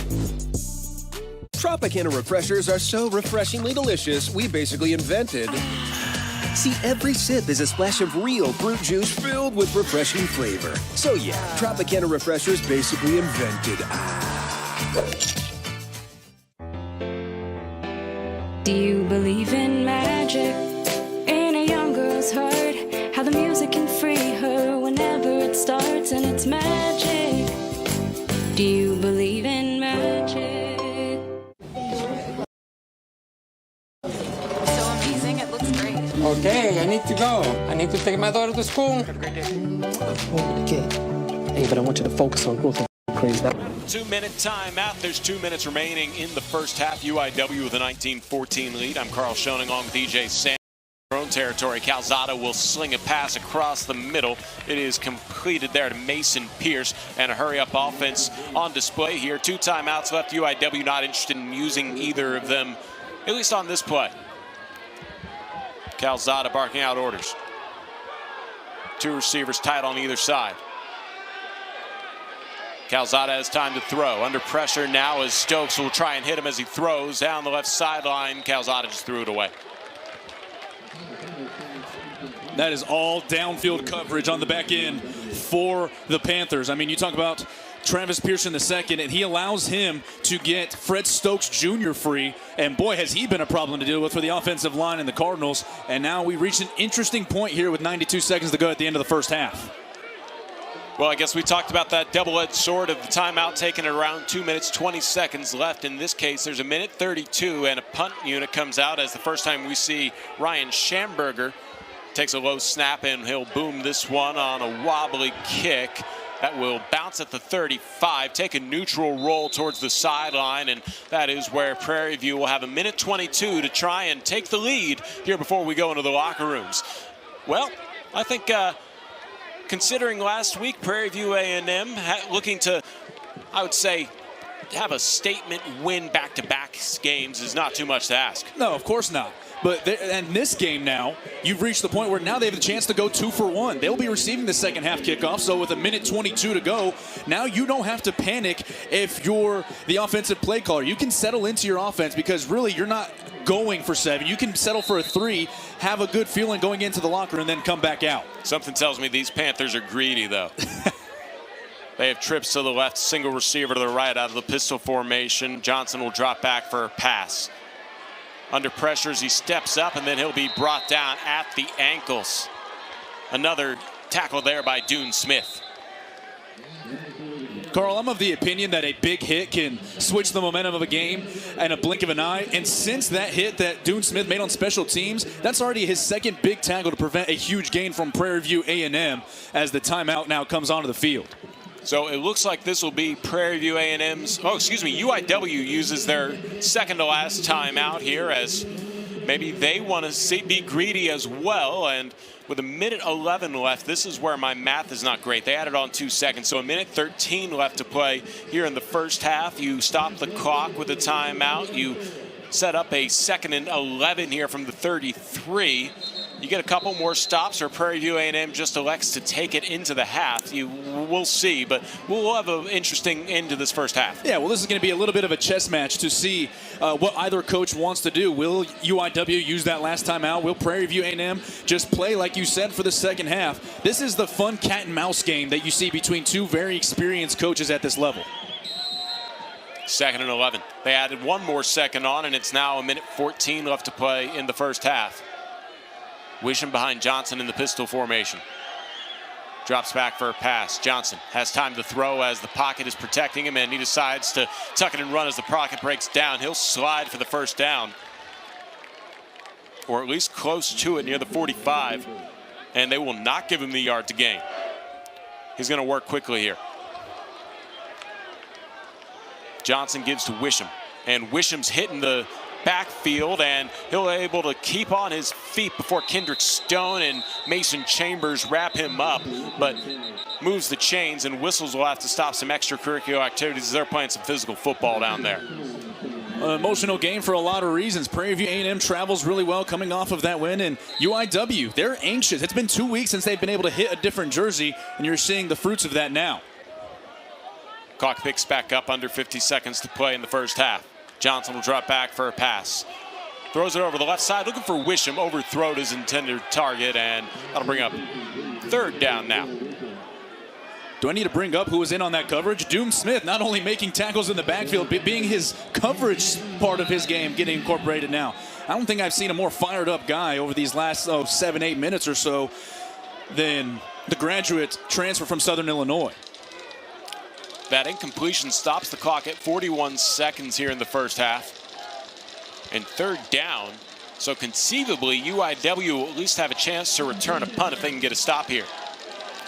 And they have one timeout left to stop it if this is just going to be a conservative run by Prairie View A&M. Once again, I think the Panthers are greedy. 3rd and 7. Ball at the 44-yard line. Panthers in their own territory. They've had a couple explosive plays go for touchdowns already in this first half.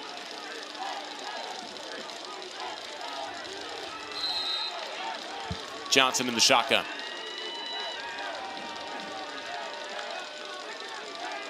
He'll drop back for a pass, steps up in the pocket, throws across the middle of the field. Burns brought it down for a second, but a big hit forced the drop as Mason Chambers comes up with the play to keep 30 seconds on the clock for UIW's offense. Oh my, it's a beautiful throw, but it's an even better play on the ball. Coming down from that safety spot, Chambers is able to make a huge play. And Carl, the one thing I find a little bit odd on that play, you're trying to air it out and create a big play. Shamar Savage not on the field for that play for the Panthers. Efren Josso will punt this one away to DeKalen Taylor. 4th and 7, ball at the 44-yard line on the snap. Taylor has that explosive speed. I doubt he'll get a chance to return this. He'll track it down at around the 10 and give it a shot. He bobbles it again, picks it up, and then he's hit out of bounds. Whoa, he stays in at the 15. He's fighting hard, but he will eventually be brought down at around the 12. A lot of dancing to only pick up a few yards. Once again, fortunate that that was not a muffed punt. It's his 3rd of the game, and it just seems like he's taking his eyes off of it before he finally secures it. And we keep talking about his confidence as confident as they come, but he's going to have to make sure he has a good hold on these punts. This is going to be a close game coming down the stretch, Carl. I think we're already getting the sense of it. It's going to be even more important that you don't have any snafus, especially on special teams. UIW has one timeout left in 15 seconds. Should they choose to try and score here before the locker rooms, they're starting this drive at the 16-yard line.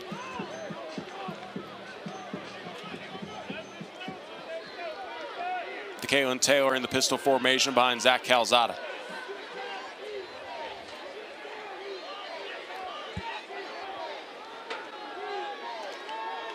New plays being ordered out, and I think a flag comes in here as a delay of game will be issued to UIW, and well, we'll see. Obviously, the Cardinals, unless something catastrophic happens for them in these final 15 seconds, will take the lead into the locker room. But like you said, Prairie View A&M deferred, so why not take a chance on every opportunity? They're just going to go into a kneeling formation here to burn out the final 15 seconds, it looks like.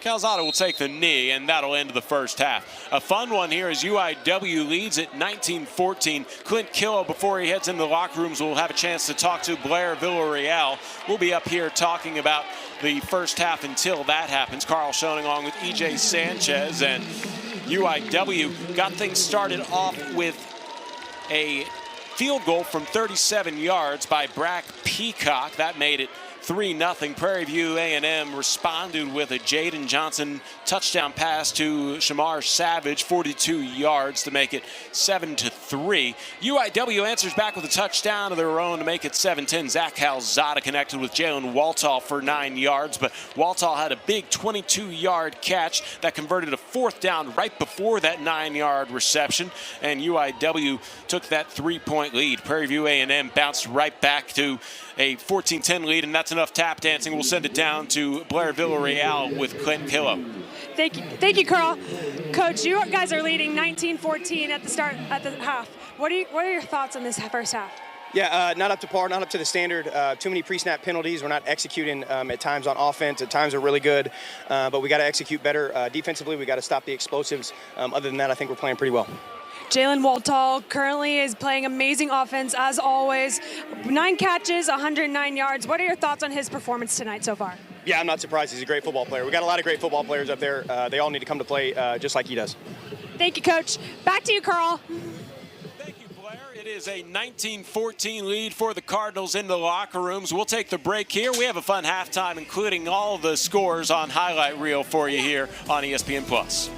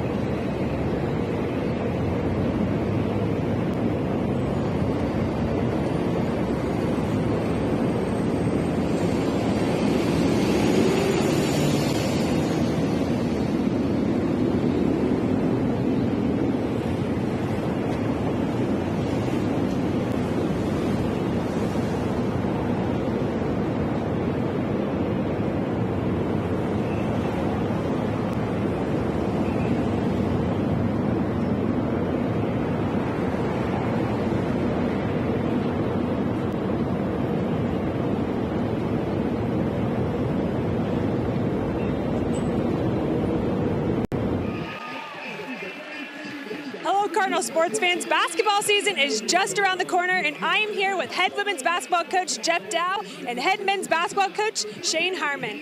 Coach Dow, Coach Hireman, what should the Cardinal community expect to see from both the men's and women's basketball teams this season?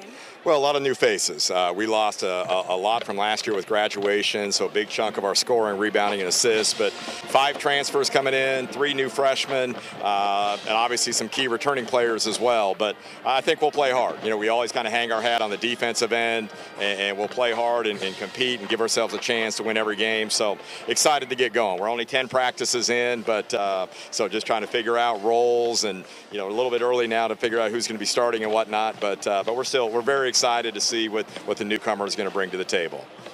Coach Hireman? Yeah, we're just trying to replicate what Coach Dow's. But no, we're really excited about the season. We just finished up practice 10 and love our spirit, our energy, our enthusiasm, our competitiveness. But most of all, I love our connectedness. We have a really unique group, a good blend of significant contributors coming back from last season's team, with a healthy addition of some really talented transfers, some of whom spurned off some high majors to be here. So we have a lot of talent. It's a matter of putting it all together, but we're really excited. We challenged ourselves in the schedule, in the non-conference, highlighted by a game at Duke, which will be an awesome game for our program to be able to play on that kind of platform. But yeah, we're really excited. Again, you know, season's almost underway, a little under 30 days until we tip off at Cal Baptist, but couldn't be more excited about this group. Thank you, coaches. When we come back, more first half highlights and stats. We'll be back here with Carl and EJ when we return.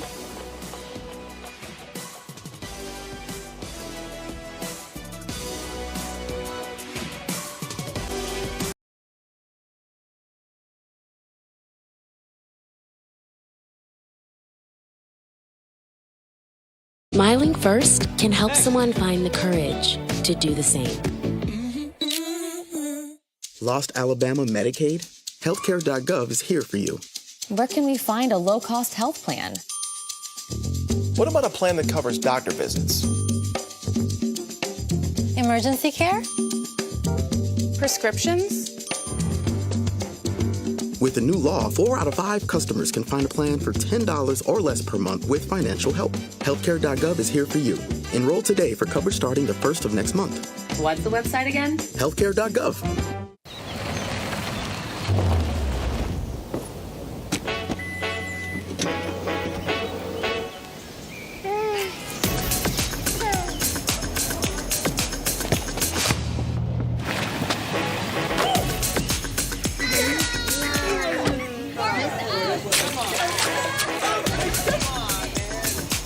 Lease a new 2024 Tacoma SR5 for $399 a month for 36 months, plus get $1,500 in loyalty cash. Toyota, let's go places. Hey, Meta, take a photo.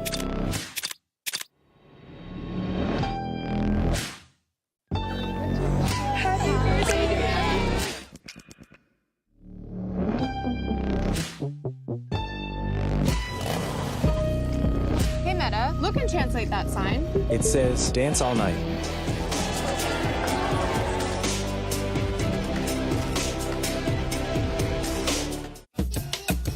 I'm sorry, babe. Yo. We all bring something different to the table. Ben's Original. We're all original recipes. Yeah, come in. Yo, let me get a tea, please, bro. I got Nate. Come on. Swing, then you serve. Pull it in, serve the face. Hey, can we try to step on 8? Lisa. Yo, set. Yo, Don. 5-minute warning for Tyler. Sounds good. Sounds good. Man, sounds good. Cool. Sounds good.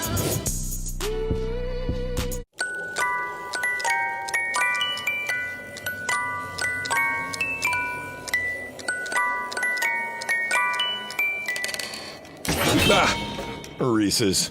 They'll get you.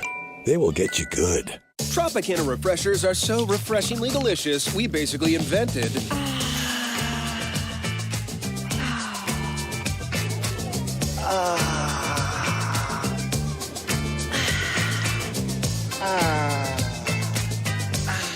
See, every sip is a splash of real fruit juice filled with refreshing flavor and no artificial sweeteners. So yeah, Tropicana refreshers basically invented. Tropicana refreshers. You must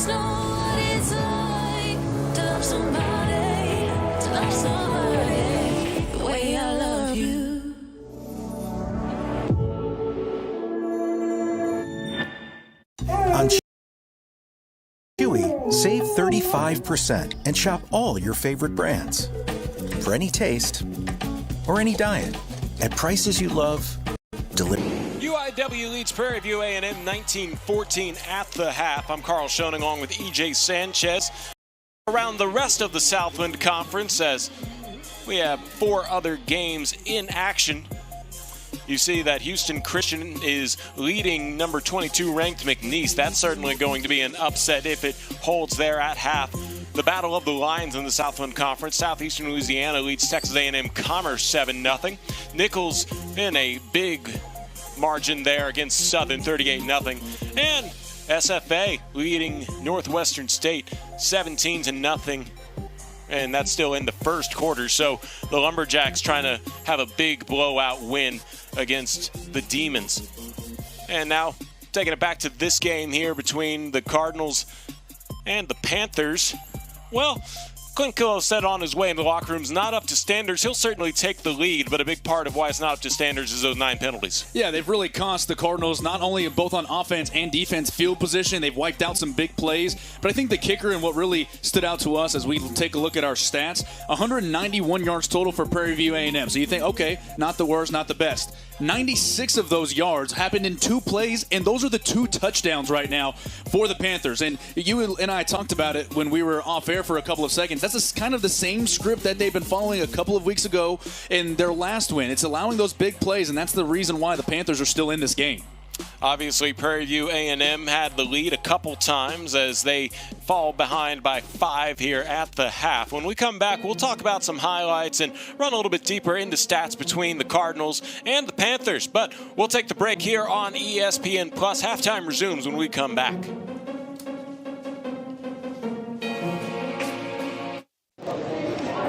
Welcome, freshmen. Remember, orientation will be at 5 o'clock today.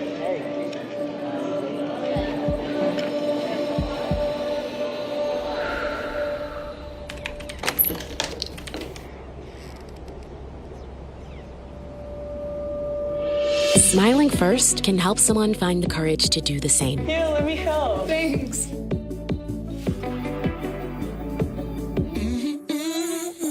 Lost Medicaid or CHIP coverage? Healthcare.gov is here for you. Where can we find a low-cost health plan? What about a plan that covers doctor visits?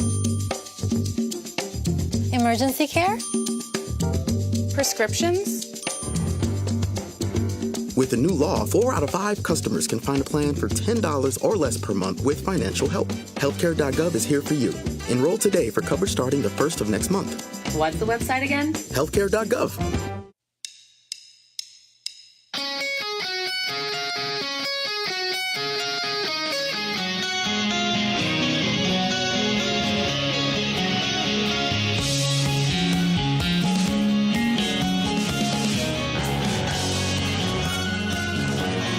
When you never have to worry about thinking too big?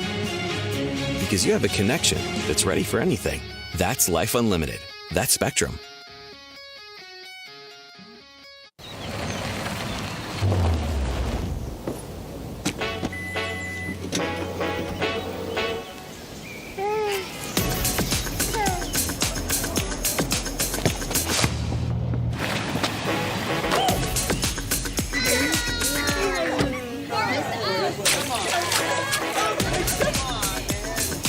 Get 3.49% APR for 36 months on a new 2024 Tacoma Hybrid plus $1,500 in loyalty cash.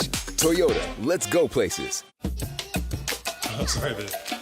Yo.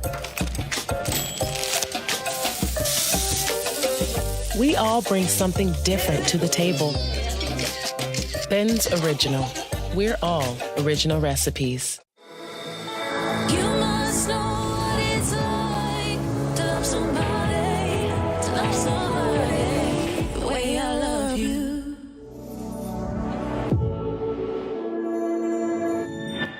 Tropicana refreshers are so refreshingly delicious, we basically invented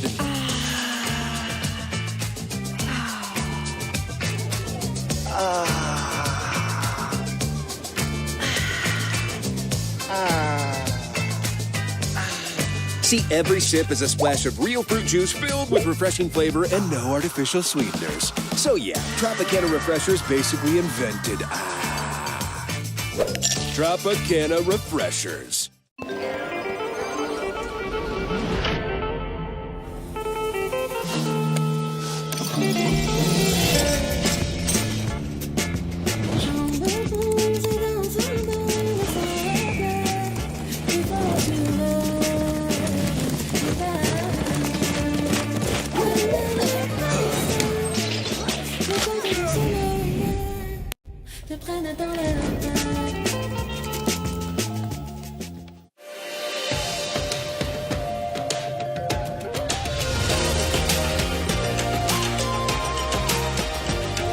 Bring color to life.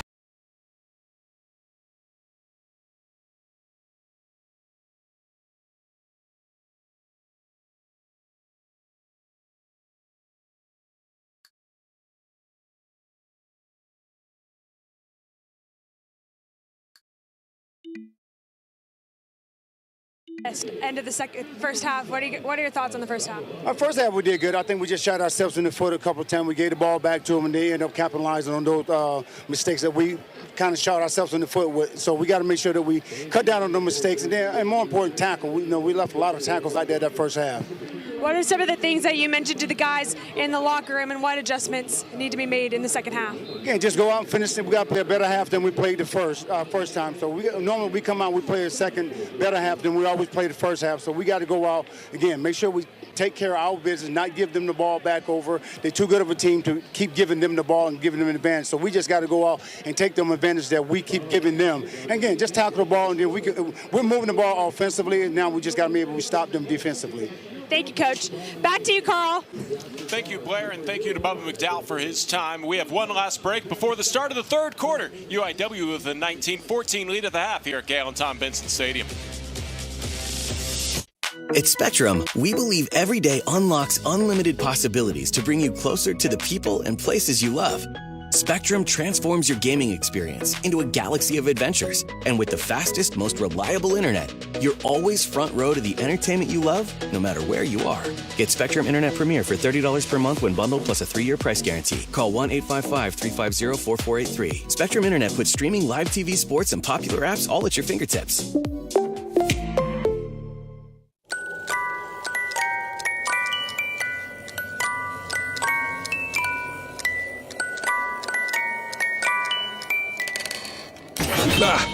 Reese's. They'll get you. They will get you good.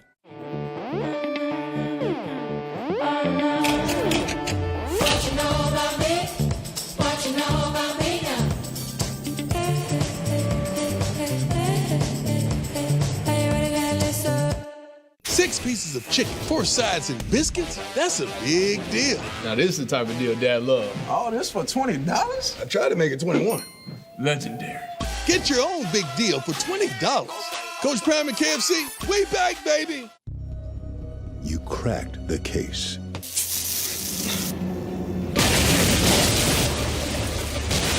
And all the while, you were soaking in the bath. Audible, there's more to imagine when you listen.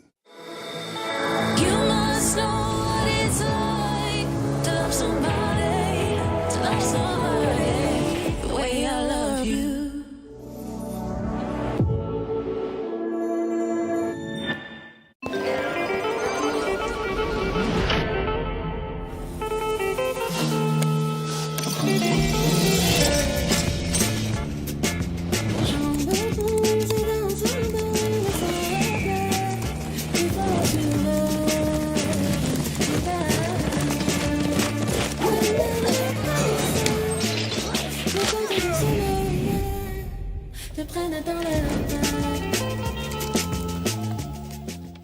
Nice dress. You too. Best part? It has pockets. I know. Oh my gosh. Well, that and the cash back. What? With Rakuten. It's a shopping app. I saved a ton on our dress. This is unbelievable. This is unbelievable. I know, right? You're gonna get so much cash back. Okay, I'm gonna go change because.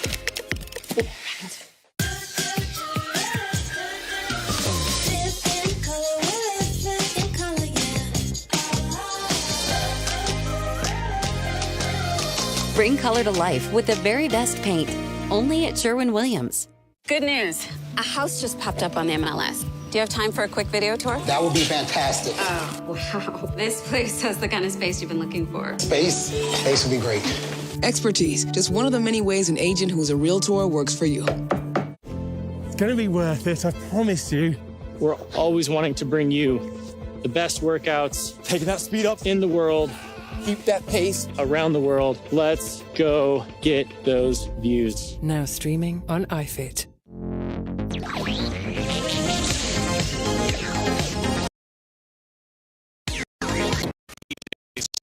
You joined us as these two teams had the battle in the first half, and deferring at the coin toss, the Panthers will receive this second half kick, and they certainly want to continue the trend of lead changes as UIW and Prairie View A&M exchanged it the entirety of that first half. I think we're going to see a lot more of it, Carl. We mentioned it at halftime. 2 big plays responsible for those 2 touchdowns. They're going to need to come up with a couple more with them trailing by 5. I think we're in for a really good second half. Scooter Adams and Nevon Cooper back deep to receive this kick from Julian Lee. Missed the announcement there, but regardless, we are about to get this third quarter underway. Lee with the straight approach will boom this one towards the goal line. Taking it at the 3 is going to be Cooper. He's able to evade a few defenders across the 20, and he trips up at the 25. Dune Smith is there to complete the process of the tackle. And about the 26-yard line is where Jaden Johnson and the Panthers offense will start this first drive of the second half.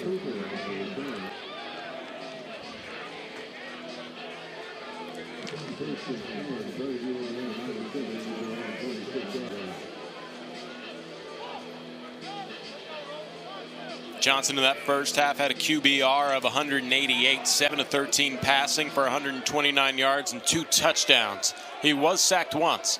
Out of the pistol with Wisham behind him. Heron goes in motion and Wisham will get the handoff. He is hit in the backfield. Kendrick Stone with the tackle at the goal, at the line of scrimmage. Going to be even more important as the game goes on, especially in this second half, to make sure these safeties are going to be equally as good in coverage as they are in run support. And a very good example right there from Stone. Prairie View A&M sideline, well traveled as you mentioned earlier, trying to get behind their offense here. 2nd and 10. Ball remains at the 26. Wisham is behind Johnson in the pistol. Johnson will drop back for a pass. Under pressure as he rolls out to the right.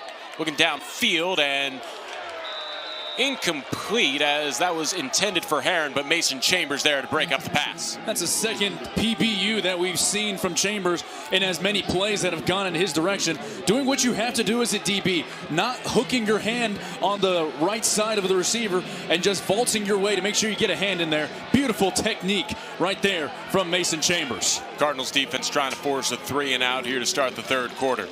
Prairie View A&M still waiting for instructions from the sidelines with 13 seconds on the play clock. The club banger Mo Bamba playing here to pump up the UIW side of the crowd. Out of the pistol formation. Johnson will drop back. Airs it out down the middle of the field and well overthrown. If you can consider it a target, he was looking for James Burns, and that'll bring up 4th down. Punting unit comes out for the Panthers. Devin Grant was among those free rushers, and a beautiful time to call that blitz. And you just saw the heave along the seam. That really is just a blitz check that wasn't on the same page with both the quarterback Johnson and his receiver. So a great way to start for this Cardinal defense coming out of the locker room. Efren Jasso will punt this one away to Kalen Taylor. 2 steps into it, end over end. Taylor will call for the fair catch, and he will make it on a knee at the 36-yard line. It's been a bit of experience for Kalen Taylor tonight, but this time he comes up with a fair catch as a little bit too much air under that one to return, and UIW with a good starting field position. To keep it on Taylor, I think they're going to go right back to him. 62 yards in that first half, and you really feel like he's just one run away from breaking loose and really building on that game he had against Northern Arizona, averaging 7.3 yards a clip in that first half. First drive for the offense for UIW. Zach Calzada was 20 of 26 in that first half. First and 10 from their own 36-yard line. Compton goes in motion, line up on the right side. Another handoff to Kalen Taylor, and he will get a step in on the trenches for a gain of 1. Taylor in that first half, 8 carries for 62 yards. Or I should say 8 carries for 58 yards. He gained 62 and netted 58. Picks up 2 officially on that last handoff. 2nd and 8. Kalen Taylor once more through the trenches, but he was hit there at the linebacker position by Robert Edmondson, and no gain on the play. At least in the early going, this is a stark contrast than what we saw in the first half with the track meet airing it out left and right. Now we're starting to see a little more of a trench battle, and if that trend continues, you got to wonder who's going to take control as we get deeper and deeper into this game. Obvious passing down here for Calzada on 3rd and 7. Ball at the 39-yard line. Calzada will have a free play here as he drops back for a pass. Once again, offsides were the Panthers, and a deep ball that will not be anywhere close to a receiver, as Alexander and Compton were kind of in the area, but obviously 5 yards coming up here. I really don't know when you look at the film tomorrow as we get the call on the field. I really don't know what kind of reaction you're going to get from Fred Stokes Jr. He's made a couple of big plays pass rushing. He's also been responsible for 3 free plays. He's jumped off sides 3 times, so he's going to have to hone that in. He's very good when he gets that first step, but he really toes that line, and it's cost them. And you just saw Bubba McDowell giving him an earful on the sidelines as this big play, Fred Stokes Jr. remains on the sideline. 3rd and 2. Calzada with 2 men in the backfield will hand it off to Kalen Taylor. Will try and bounce outside as he escapes a tackle and then finds his way for a burrow of a yard gained. And as the line judges meet, there might not have even been half a yard picked up in 4th down. UIW seems to be interested in going for it, and no punting unit seems to be looking to come onto the field. It's Keon Jones again, flying down from that safety spot. Kalen Taylor behind Calzada in the pistol. Taylor this time lowers his shoulder and will get the yard to gain, as the line judges might not be giving him the most favorable spot. It does move the chains, though, for UIW. And now you're in the area of the field where after you have really grinded out that first down on the ground, now you're in a position where you can take a shot. We'll have to keep our eye on Walthall and see if they're going to give him a one-on-one look as they did in the first half. Cardinals officially pick up their 2nd 4th down conversion. 1st and 10 from the 47. UIW still on their own side of the field. Timothy Carter in the backfield as Calzada will drop back for a pass. It's completed, and lowering his shoulder and picking up a couple more yards there is the tight end, Jackson Lowe. Doesn't matter which tight end, whether it's Jackson Lowe or Logan Compton, both reliable targets right now for Calzada. A handoff to try and pick up the 1st down. Seems like the early indications are that the Cardinals will move the chains, as Timothy Carter is a big man there as he got the handoff and fought his way through the trenches for the 1st.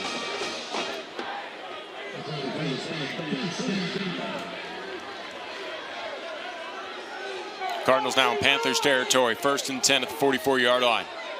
Calzada will motion low as he dances in the backfield. Out of the pistol formation. Play action. Calzada airing it out deep. He has a man in stride. Jalen Walthall comes down with the touchdown. 43 yards for the score. UIW adds on to their lead. We just talked about it, grinding out the first downs, and then you have Zach Calzada airing it out, plenty of arm. And another huge play, Walthall's 2nd touchdown of the game. Point after attempt will be a field goal attempt, as UIW did go for 2 on the score that made it 19-14.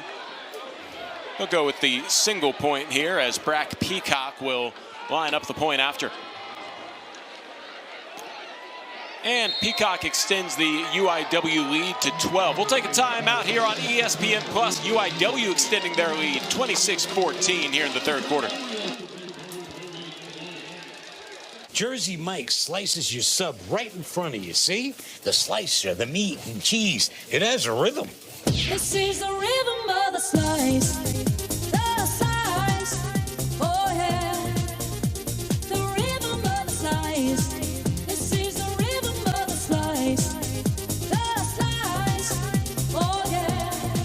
Danny. Sliced right in front of you. It's the Jersey Mike's thing. A sub above. In my Louisiana, the day starts at 4 a.m. In my Louisiana, every meal is a celebration. My Louisiana really makes me wonder. Ours is fast! With real-life swamp creatures! In my Louisiana, music is a way of life. My Louisiana is sheer magic. From sun up to sundown. Till sunup again.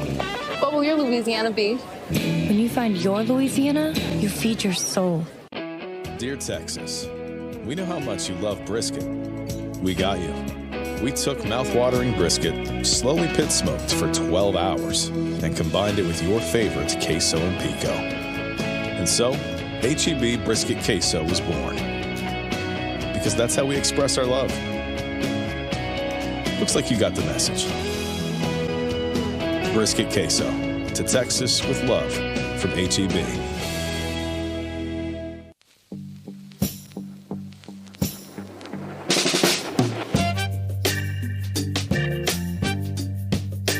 If sweat is your body's natural way of cooling itself down, then condensation is a beer's natural way of saying,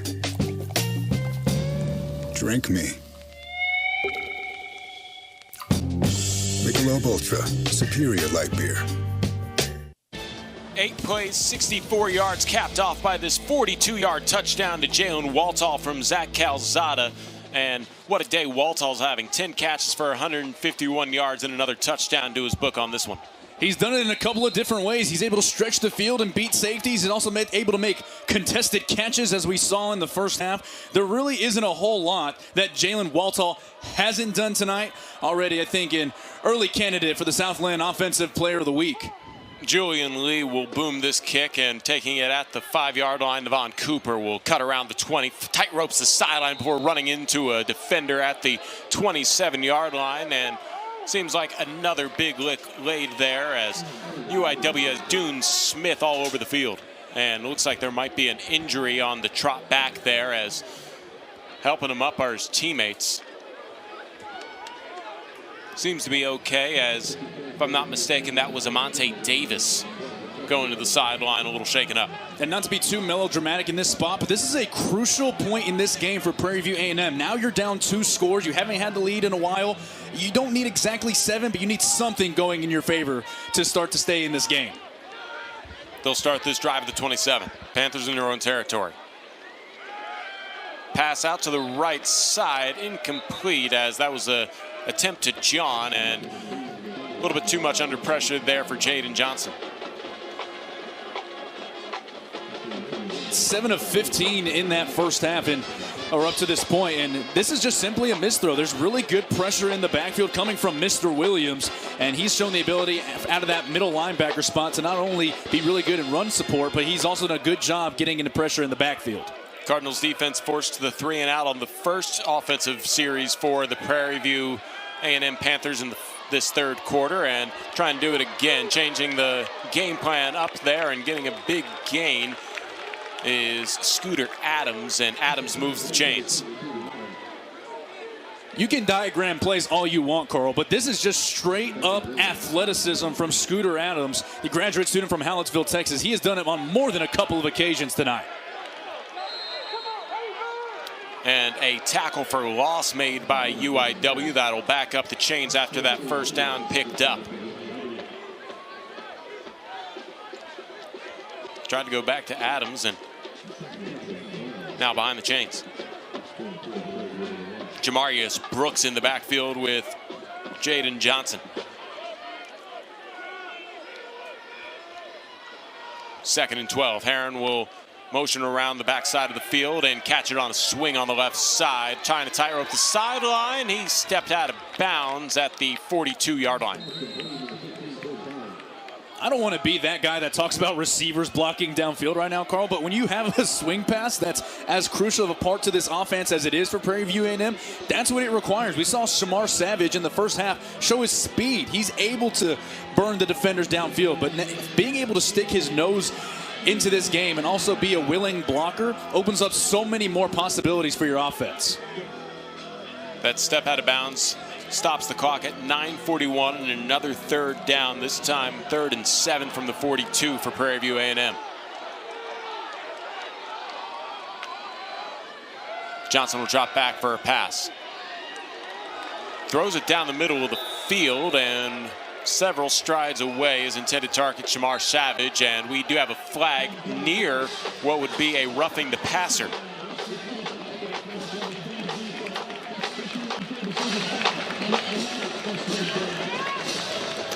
Well, we talked to Clint Kill at the half, and he said that flags were the big thing that keeps them from playing to their standard, and Mr. Williams tried to put on the brakes that time, couldn't quite do it. Regardless of the penalty, you see the extra attention right now going against Shamar Savage. 2 Cardinals in the area to try and stop him. They're going to take away Savage, and if the Panthers want to get back in this game, they're going to have to find something else underneath. Panthers now in Cardinals territory. 1st and 10 from the 43-yard line. Heron goes in motion as he goes around the backside, and it'll be a receiver pass as he airs it out down the right sideline. It'll be caught, and then backpedaling to the 1, Trajan Spiller. At the goal line, there's a conversation on whether or not this is a touchdown.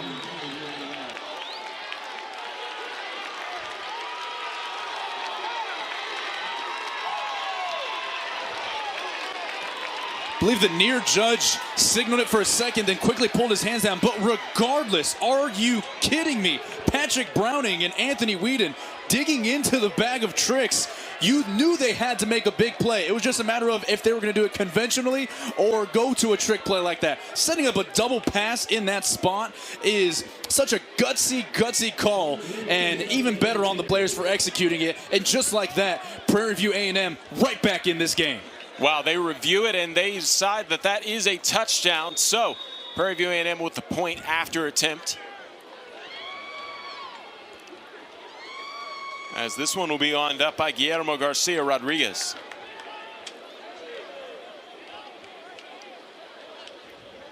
So Spiller with the touchdown reception.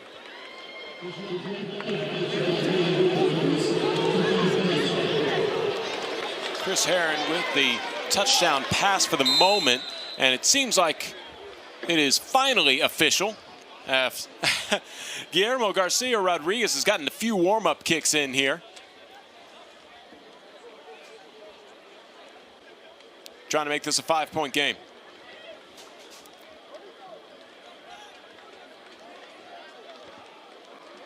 Garcia Rodriguez will get the kick off, and the point after attempt is good. So Prairie View A&M hanging in tight with the number 15 UIW Cardinals. We'll take the break on the field. It's a 26-21 lead for the Cardinals.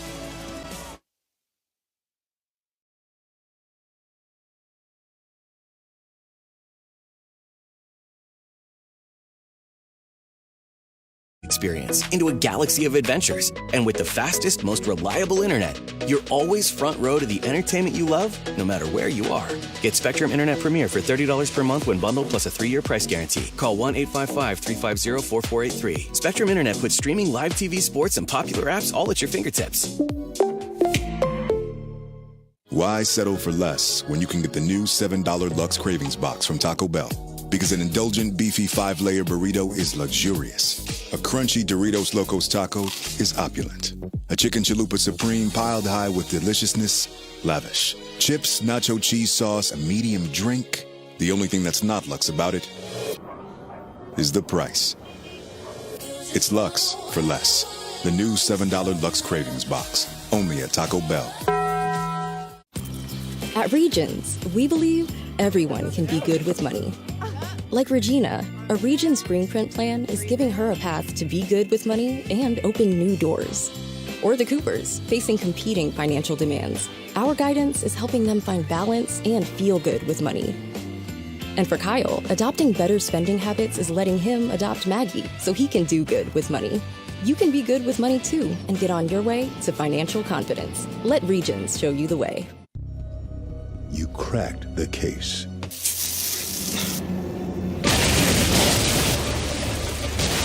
And all the while, you were soaking in the bath. Audible There's more to imagine when you listen. Hey, Meta, take a photo.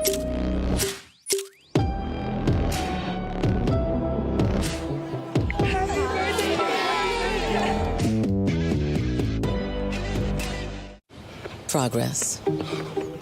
Moving in a positive direction. 42-yard touchdown pass from Chris Herron to Spiller, and we had a tough angle on this one, and that's nothing you can overturn. They call it a touchdown on the field. Thank you to that tent there that you might have been able to see, keeping me from seeing that it was called a touchdown, but still so many impressive plays in this game as Prairie View A&M keeps up with the Cardinals. Well, it's gutsy to call that play. It's another thing to execute it. On the double pass, there's so many moving parts. You have to get the depth as a receiver out of the backfield. You have to complete the pass, and just everything going the right way on that last play for the Panthers, and they're right back in this game. This time, Guillermo Garcia Rodriguez kicks it out of bounds, so the Cardinals will start at the 35-yard line. 26-21, 9:26 remaining in the third quarter. And UIW has really given up a lot of explosive plays for all of Prairie View A&M's touchdowns. We talked about it at halftime. 191 yards at the half. More than half of it's on 2 plays. And now you get into this second half and another big play. These haven't been, Carl, long methodical drives with a good run of the pass and the run. It's been big plays, and if they're able to hit it, and that's been enough to keep them in this game, they're going to need a couple of more with the way UIW's defense has seemingly figured out that run game. Prairie View A&M went 6 plays, 73 yards, and minute 18 on that last drive. Cardinals trying to answer back. Calzada will hand it off, and Lontrell Turner finds a gap between his right tackle and guard to pick up about 4 yards on first down. Jaden Borjas and Nolan Hay are trying to open up some lanes against this defensive line for Prairie View A&M that really has started to bow their neck a little bit more in this second half. Low snap taken by Calzada. He'll fire to the right side. It's intercepted to the 45. There's a flag on the play. Cutting back onto the Cardinals side into the 30. Finds some space on the right side. Trying to return it here all the way in for the touchdown. That's Freddie Bird III. There is a flag on the play, and it seems like this one might be coming back, but for the time being, Freddie Bird III comes up with a pick 6. There's a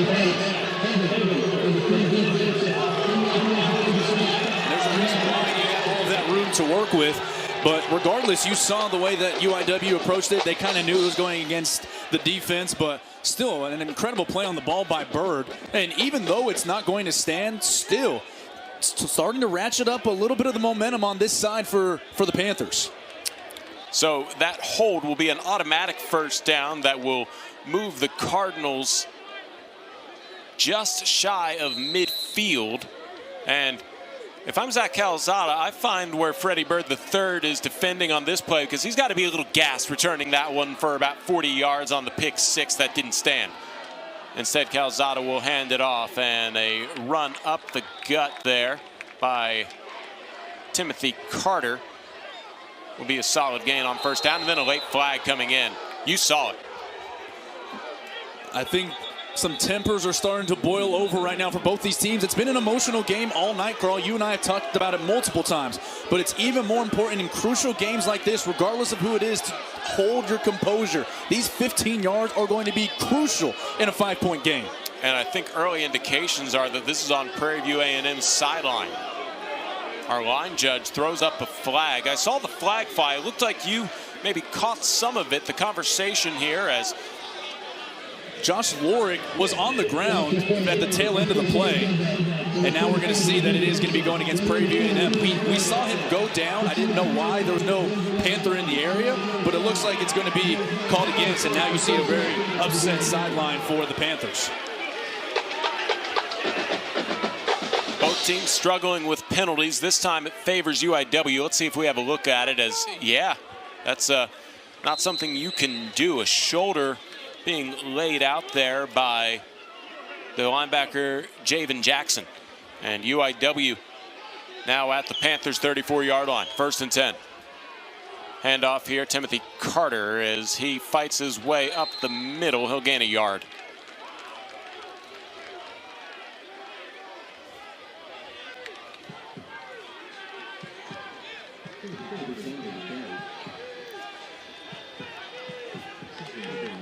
Carter will exit the game. Kalen Taylor now in the backfield as Calzada will have a semi-huddle with his offensive line, and tight end Logan Compton.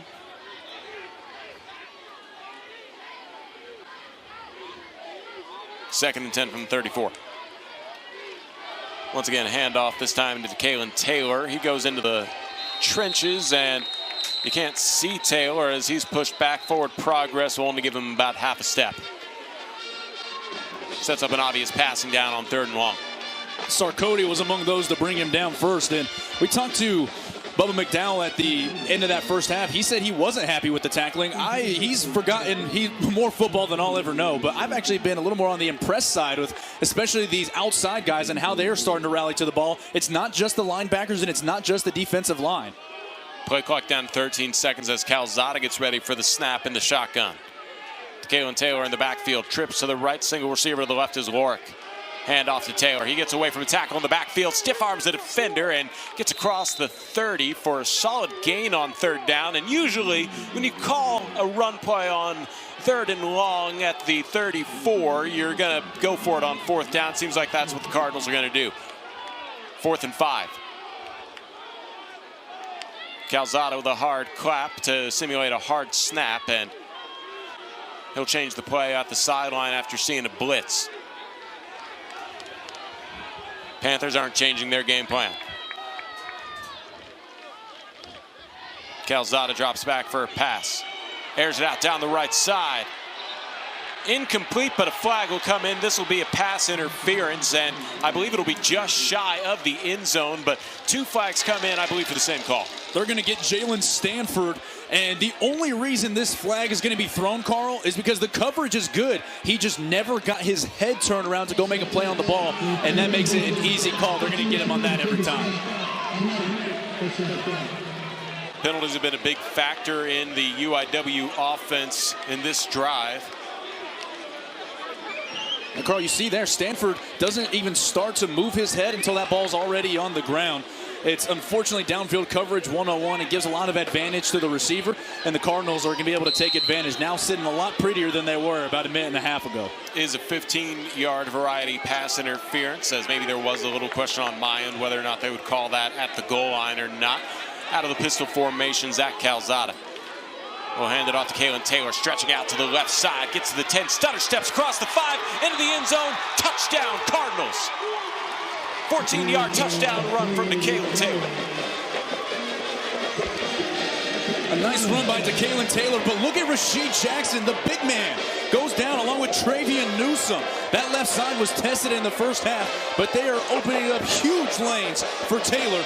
The offensive line gets another fist bump from their running back, and now the Cardinals back with a 2-score lead. Brack Peacock lining up the point after attempt.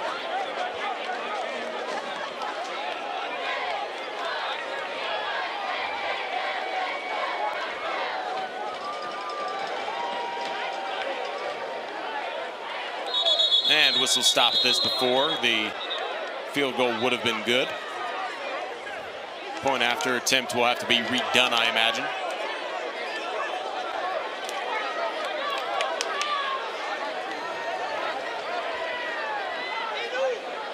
A delay of game will be called against the Panthers.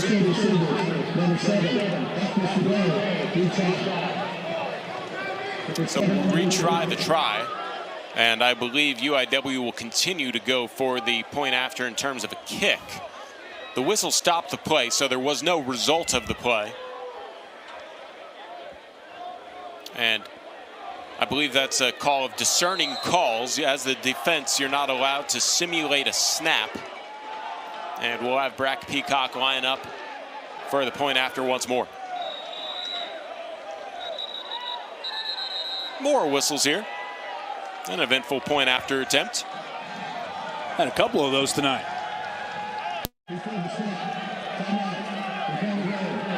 Carter Word will call a timeout.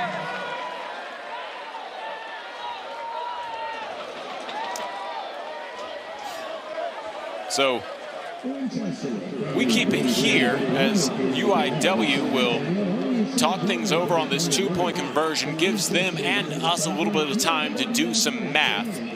But we do get a chance to look at the touchdown as Kalen Taylor took it 14 yards on the carry for his 5th touchdown of the season. Yeah, it's a great run, but it's one of those where you really had no choice. He has to make that one cut, and he did it. But Travion Newsome, the left guard, so good out in front. This is the run game that can really start to put this game away if you want to start to take it out of Calzada's hands as you build up a bigger lead.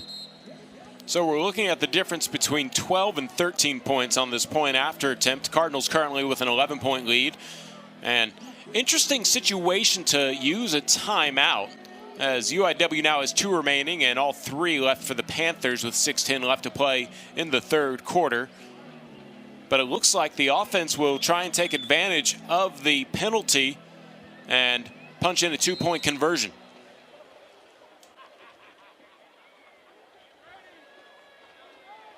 Cardinals in a rare huddle. They have a wildcat with Roy Alexander. He'll take the direct snap and try and work it to the right side. Lower his shoulder to the goal line. 2-point conversion is successful for UIW. Well, they masked the huddle to set up the direct snap for Roy Alexander. That's on game film, but maybe not in that particular fashion. We're going to take the break after the point after attempt. UIW with a 34-21 lead thanks to the 2-point conversion by Roy Alexander. This is NASCAR driver Tony Breidinger inviting you to make a pit stop at Raising Cane's for craveable, hand-battered, cooked-to-order chicken fingers. Chicken up. Crispy, crinkle-cut fries. Hot potato coming through. Buttery Texas toast. Toast walking. And secret Cane sauce. Topping off now. Turbocharge your chicken fingers and get them even faster when you order online or with the Raising Cane's app. Go, go, go! Raising Cane's Chicken Fingers.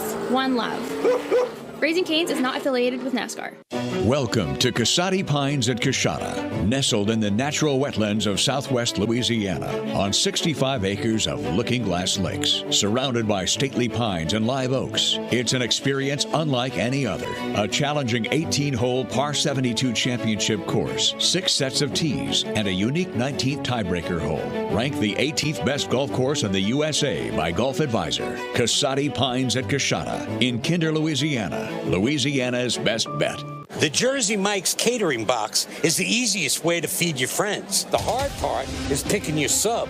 That's why we're having a draft. With the first pick, Sarah from Carolina selects number 13, the original Italian. You know, I trusted my gut, and that's exactly where the sub's going to go. So hold on, we've got a trade. Jake traded his second pick with me, because I'm starved. Freshly sliced subs to go, wherever you and your friends go. Jersey Mike's, a sub above. Oh, give a little bit. Oh, give a little bit of me. At HEB, we believe sharing and the holidays go hand in hand. That's why, for more than 30 years, we've served millions of meals across Texas at our annual Feast of Sharing holiday dinner. So come join us for a free meal and a good time. Find your local Feast of Sharing at heb.com/feast. Roy Alexander with the direct snap and a successful 2-point conversion. His 3rd rush of the year, all coming from that wildcat formation. And UIW now with a 34-21 lead here in the 3rd. You hear UIW and you see the logo on the helmet, high-flying offense, and it's been there. But how about big boy power football on the goal line, following blocks, able to punch it in and get back into this 2-score lead? Julian Lee will send this kickoff away from the 35. And booms this one where it'll be taken by Cooper at the 5-yard line. He'll gain some speed and be tripped up by the turf monster at the 15, but still able to contort his body to about the 24-25-yard line.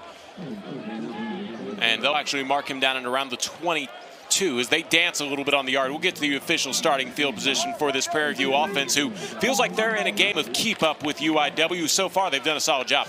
They have, and now I don't want to keep saying this is a big drive for them, but you were able to use that trick play that you probably have worked on 10, 15 times throughout the week.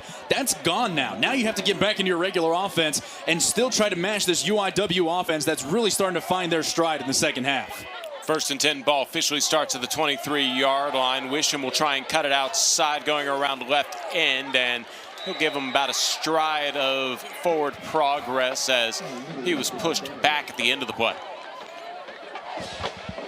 Mr. Williams again filling his gaps. He's just been consistent as they come from that middle linebacker position.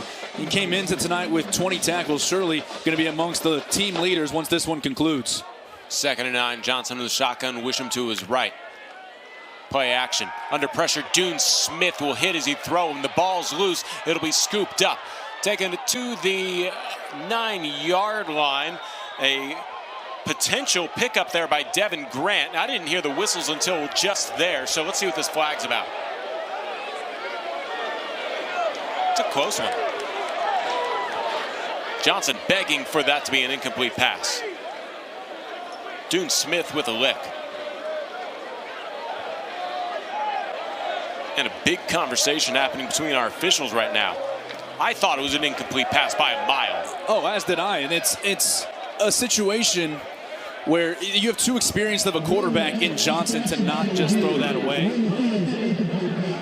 And officially it goes down as an incomplete pass. The flag on the play seems to have been picked up. And 3rd and 9 coming up, but here's another look at Dune Smith's rush. Yeah, you see it's very clearly a motion going forward. There's a clear eligible receiver, and it was Shamar Savage. It's a good job by them, by the officiating crew tonight, allowing that play to develop, and then you can always go back and check your work, but you don't want to take a turnover out of the hands of a defense if you don't have to. Great all the way around. Cardinals trying to force a 3 and out here.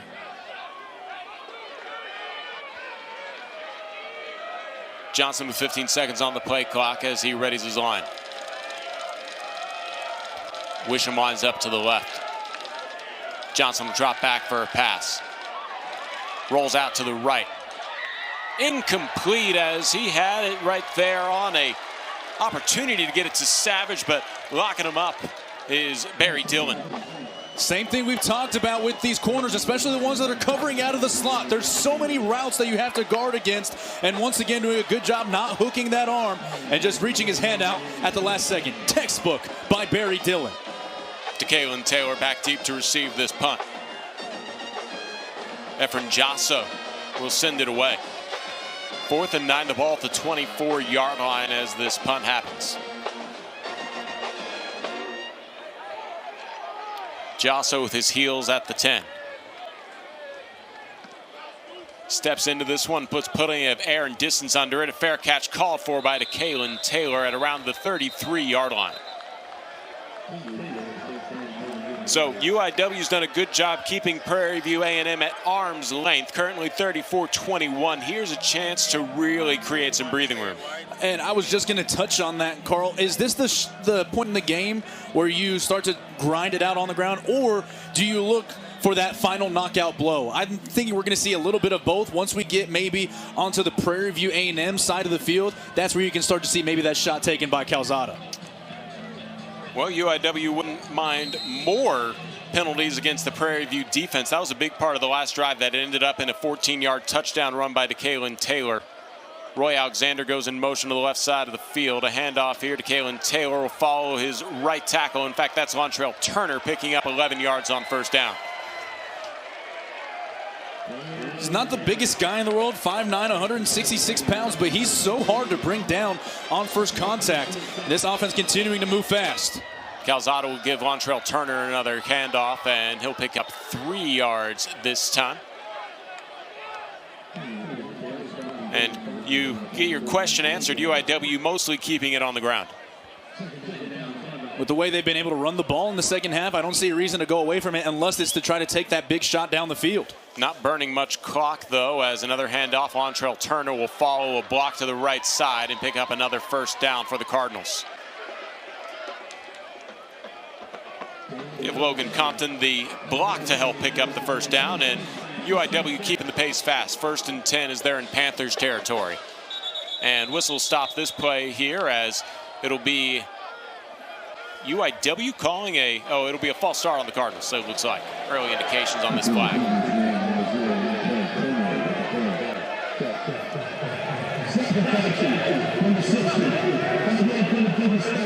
Mason Williams, the center, gets called for that snap infraction. Might have been a little jumpy with how quick the Cardinals are getting up to the line.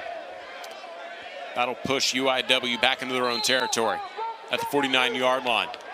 1st and 15. Clock keep moving here with 4 minutes left in the third. Calzada will hand it off. Montrell Turner stretching it to the right side. Gets across the 40, stays on his feet after picking up the first down and ends up down at the 30-yard line. Gosh, a nice little stretch play along this right side. You get him one-on-one with a linebacker, he's going to make them miss almost every single time. Montrell Turner is starting to get going in this second half. Play action. Calzada under pressure as he throws. Almost intercepted there as he was looking for Jalen Waltall, but lucky that that one didn't end up in the hands of a defender. And Nevin Cooper applied a lot of pressure on that play, as well as Jamal Marshall, the 315-pound defensive lineman from Fort Worth. That'll stop the clock at 3:30 left to play here in the third quarter. 2nd and 10. Cardinals finally slowing the pace down a little bit after that incompletion. Timothy Carter is the tailback as he motions over to the right. Calzada quickly slings it out to Carter, who makes the catch and stumbles to the 25-yard line, and a solid gain of 5 yards. What a lucky thing as an offensive coordinator to have not only running backs that can tote the ball exceptionally well, in which they have, but also running backs that are able to make the catches out of the backfield. It's such an undervalued trait for a running back, and it seems like the Cardinals have 2 or 3 that can really catch it. Calzada on the pistol with Carter behind him. He'll motion 2 tight ends and Lowe and Compton to the left side. Carter will follow those blocks to the left side as a first down and more. He gets across the 10, and he almost got into the end zone, as that was a tackle saving the touchdown coming from Keon Jones. These offensive lines starting to take over this game right now, Carl. The holes are getting bigger and bigger, and these running backs don't need any more help to try to find those lanes. 1st and goal from the 7. Another give to Carter. This time he is taken down inside the 5.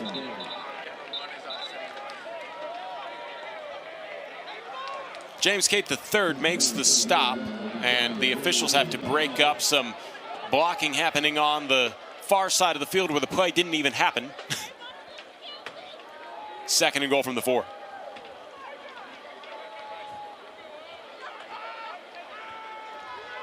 Carter remains the running back. Lowe will motion over to the right side and dance back to the left. Carter, between his right tackle, will fall into the end zone. 4-yard touchdown. Timothy Carter, his first of the season.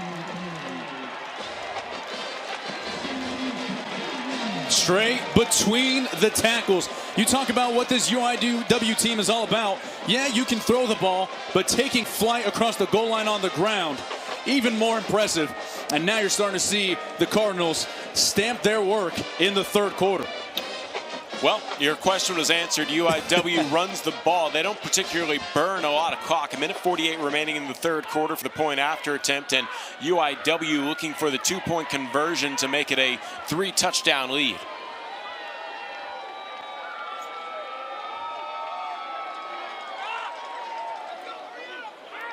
Calzada with Timothy Carter in the backfield with him. 15 seconds on the play clock.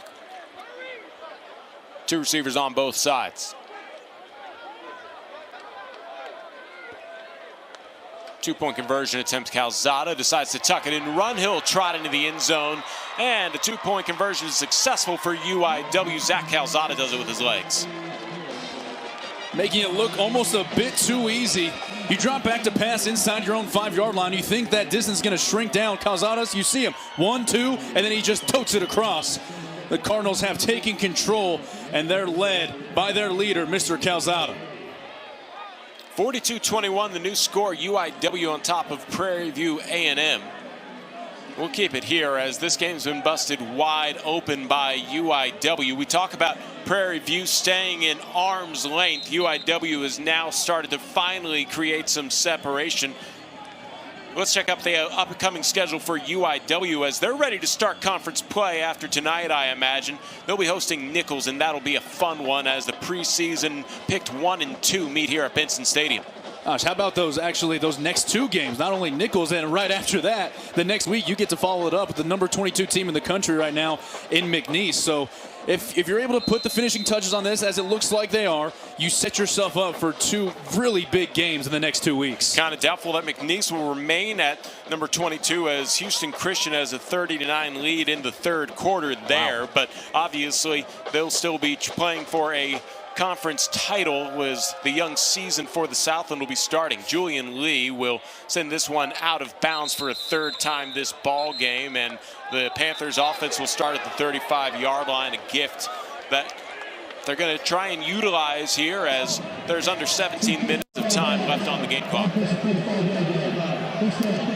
Prairie View A&M also has an upcoming schedule. They've already started SWAC play, and on the season they'll end up playing 3 games against Southland Conference teams. As you see, Texas A&M Commerce will be a home game on October 26th, but Arkansas Pine Bluff, their next game, that'll be on ESPN2 October 11th, which, if my calendar is correcting right now, that'll be a Friday.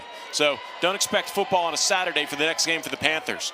Johnson out of the pistol formation will sling it over to the left side. It's completed for a 1st down and maybe about a yard more. James Burns making the reception. These swing passes have been there time and time again. Again, a good downfield block. But you're seeing the athleticism of this Prairie View A&M team. They've made those big plays, but the Cardinals have just made a couple more. They've been more long, sustained drive instead of the home runs, it seems, that the Panthers have been able to hit 3 times now. Clock keeps moving here with 1:20 left to play in this 3rd quarter. 1st and 10 from the 45. Panthers remain on their own side of the field. Burns runs into his own teammate and will try and escape the Cardinals in the backfield. Will not do so as he runs right into Scooter Adams in the backfield. Adams will be credited for the tackle, I imagine. There's just really nothing else you can say. Adams just has to get out of the way. He got caught in between. Does he go behind him? Does he go in front of him? And he kind of just looked like a deer in the headlights and just ate the hit from his own man. So now the mental mistakes begin to pile up for the Panthers. After a solid gain to pick up 1st down, it's now quite a long way to the yard to gain. 2nd and 32. Ball on the 32. They need the Cardinals 45 to pick up the 1st down. Johnson in the pistol, drops back under pressure already, navigates the pocket but unable to get a throw off. Dune Smith comes in with the sack. Gosh, what hasn't Dune Smith done since that special teams tackle in the 1st half? Now both these crowds are starting to get into it. As we said multiple times throughout, Carl, a very emotional game, lots of tempers being flared, and this UIW defense has reacted well to it. That'll end up being the final play of the 3rd quarter. So we head into the 4th. UIW with a 42-21 lead over the Prairie View A&M Panthers here on ESPN+.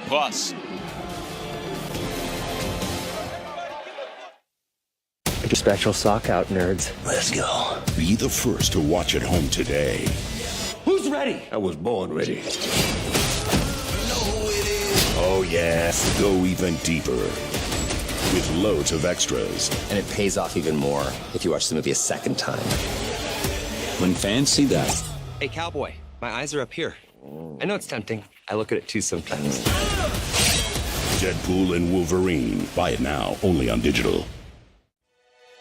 Order Pizza Hut now and get a free large pizza later. That's a free pizza on your next order. So you can pizza now, then pizza again. Free pizza means your next dinner is covered. Your future self will thank you. Get it while it's hot. Only at Pizza Hut. Right now at the Rooms to Go Fall Mattress Sale, save big thanks to this very special mattress offer.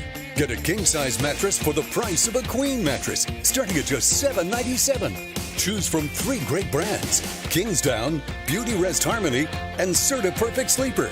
That's a king mattress for the price of a queen, starting at $7.97. Plus, check out our other great mattress buys throughout the store. Now at the Rooms to Go Fall Mattress Sale. Don't miss it. Hey, Meta, take a photo.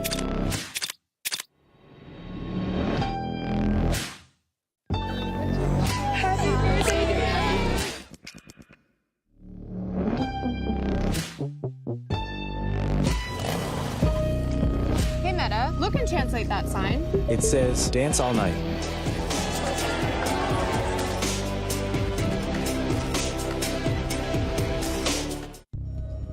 You cracked the case.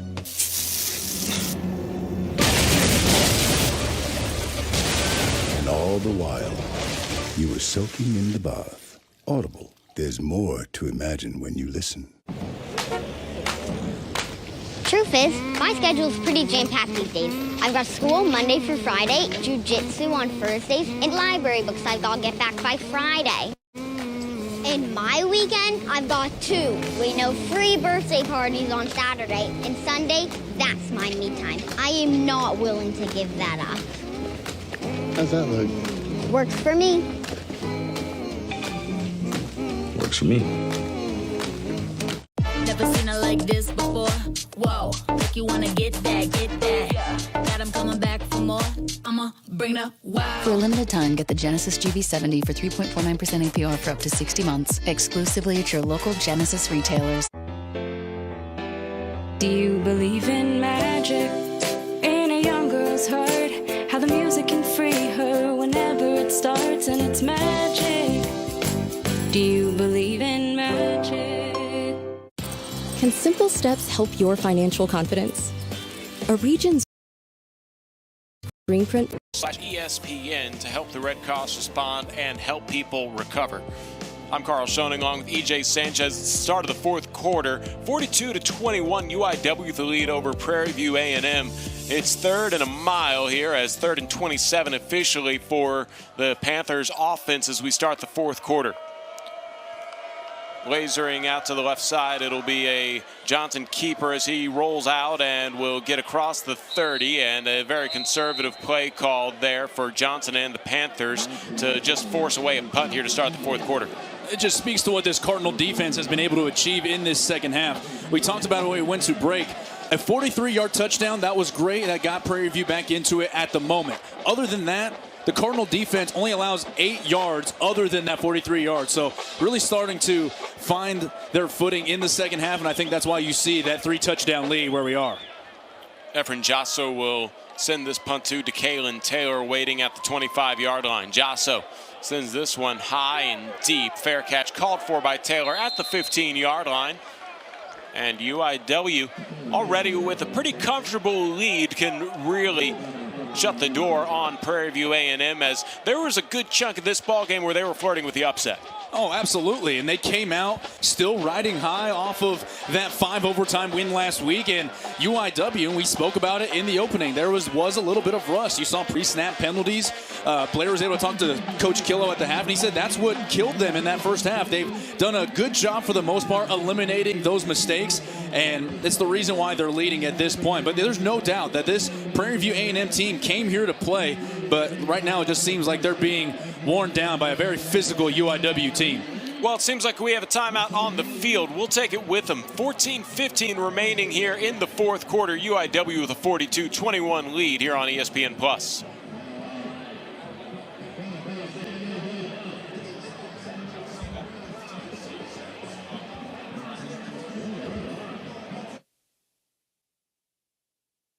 As the lead college recruiting manager at AT&T's global headquarters, I had the unique privilege of being the first connection for students beginning their professional journeys. My own education was enriched by professors who were industry experts with real-world experience. And now, I take pride in helping the next generation of leaders navigate the opportunities in store for them after college. My name is Nick, and my journey began in San Antonio, Texas at the University of the Incarnate Word. With the first pick in the Jersey Mike's catering box draft, Sarah from Carolina selects number 13, the original Italian. You know, I trusted my gut, and that's exactly where the sub's going to go. So, The Jersey Mike's catering box, a sub above. University Credit Union has been serving students, employees, and alumni of the university community for more than 70 years. We've got plenty of moves that benefit our members, like the lowest loan rates in the nation guarantee, educational resources, personalized savings and investing advice, and 24/7 online and mobile banking. Plus, our virtual assistant, Royce, is always happy to deliver an assist. University Credit Union, the winning choice. Learn more and join today at ucu.org. As the largest credit union in Texas, RBFCU provides trusted service for more than 1 million members. We're a member-focused credit union that's a part of your community. We've given millions of dollars to local schools and organizations and provided free financial literacy programs. From buying a car to planning a vacation, with free checking and additional products that fit your financial situation. Every member is treated equally. Experience the difference at RBFCU. 14-15 left to play in the fourth quarter. Jalen Waltall's having quite the game. 2 touchdowns for 151 yards. And I think you mentioned it. He's an early candidate for Southland Offensive Player of the Week. Oh, there's no doubt about it. He's made acrobatic catches. He's made long stretches. He's been able to be found underneath. Just not much he isn't doing. Josh Lorick here on the swing pass will get a first down for UIW. And the Cardinals just keep moving the chains as they started off a little bit sloppy. We talked about it. Don't show rust. They showed a little bit of rust, but admittedly they've recovered well. Calzado with an empty backfield. 4 receivers on the left side, but he'll scan to the right, and coming back and completing the catch, the aforementioned Jalen Waltall. See where forward progress will mark him. I think I saw a flag come flying in, if I'm not mistaken. I was mistaken. I don't see that flag anymore, but Waltall will get yards across the 30. He's just able to gain separation. It's not a ton of separation. The coverage actually on the other end was very good for Prairie View A&M, but it doesn't take much for Walthall to be able to get that separation and make another catch. Yeah, there was a big confusion on where the ball should be spotted. Walthall definitely got his forward progress across the 30, so they'll move the ball up now and correct the chain gang who was playing it behind the 30.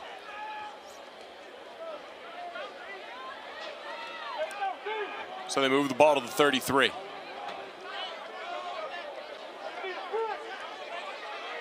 Second and 4. Calzado with DeKalen Taylor in the backfield with him. DeKalen Taylor follows the left side of his line to the line of scrimmage and might have gotten half a step before pushed back on the forward progress, and the Panthers force third down. Kwame Sarkodie again. These linebackers have done a pretty good job, but it's the UIW front that has begun to wear them down, especially when you get into those goal line situations where you get the extra tight end, and not on that side of the field here, but it's still a chance for UIW to pick up a first down. Third and about 3.5 here as the Cardinals are trying to pick up another first down. Calzada will hand it off to DeKalen Taylor, who dances in the backfield, but he'll be tackled before he gets to the trenches. No gain on the play, fourth down, and most likely the punting unit coming out for UIW. It was important for Prairie View A&M's defense to come out and make a stand. Conservative play calling as all get out, but still, you have to find things that you can take into next week with this one looking like it's seemingly in hand. And now whistles are starting to be heard from here as there's a timeout on the field. So it looks like this will be a UIW timeout. And then corrected that UIW didn't call a timeout. So the punting unit stays on the field for the Cardinals. Nevon Cooper back deep to receive this punt.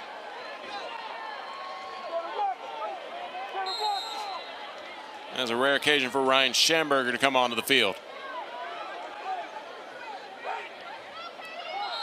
And whistles continue to delay this play as plenty of time on the play clock. We might have a false start against UIW. Discerning signals from the defense. A little bit of help from the officials would be nice. Looks like this will be marked off against Cardinals.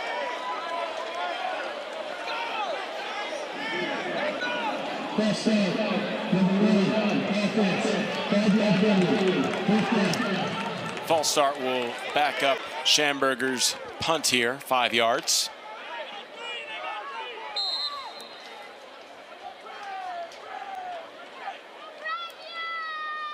Schamberger sends this one high and deep. Fair catch called for by Cooper as he backpedals to the 25-yard line, and that's where the Panthers will start this drive. We'll take a break on the field. A must-score drive for Prairie View A&M when we return on ESPN+. Get your special sock out, nerds. Let's go. Be the first to watch at home today. Who's ready? I was born ready.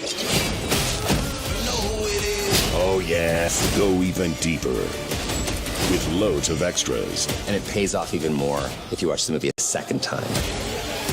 When fans see that. Hey, cowboy, my eyes are up here. I know it's tempting. I look at it too sometimes. Deadpool and Wolverine. Buy it now, only on digital.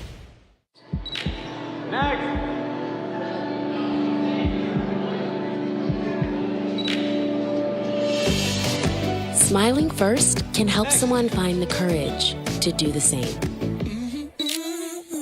6 pieces of chicken, 4 sides, and biscuits? That's a big deal. Now this is the type of deal Dad loves. All this for $20? I tried to make it 21. Legendary. Get your own big deal for $20. Coach Prime and KFC, we back, baby. Y'all coming? Yo, let me get a tea, please, bro. I got Nate.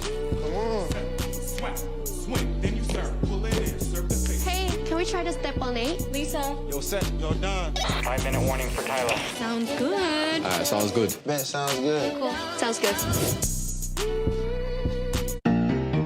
Thank you for being a friend. Travel down the road and back again. Your heart is true. You're a pal and a confidant. On a Longing, Fansville by Dr. Pepper. Ramon, what are you doing here? Texting another conference now. Yeah, but it's like on the other side of the country. It's really, really far. But you're not even on our schedule this season. Maybe we can meet you in the playoffs. That's crazy talk. You know what else is crazy? Getting all that Dr. Pepper flavor with 0 sugar. But Dr. Pepper does.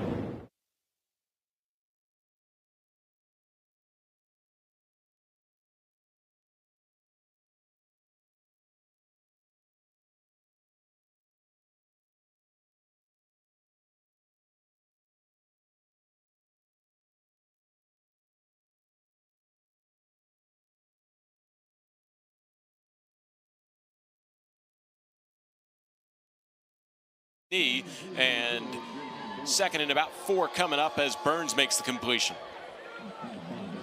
Clock keeps moving here. 11:02 remaining in the 4th quarter and a must-score drive for the Panthers. McDowell will get the handoff and he'll be hit in the backfield with nowhere to go. Tackle made there by Declan Williams, and that'll be about a loss of 4 on the play, and a 3rd and long coming up for the Prairie View offense. Not only must score quick. The clock's starting to become a really big factor. Obviously in 4-down territory you would seem right now for the Panthers. Needing to get something going, you got to look for Samar Savage here. Pistol formation. McDowell is behind Johnson.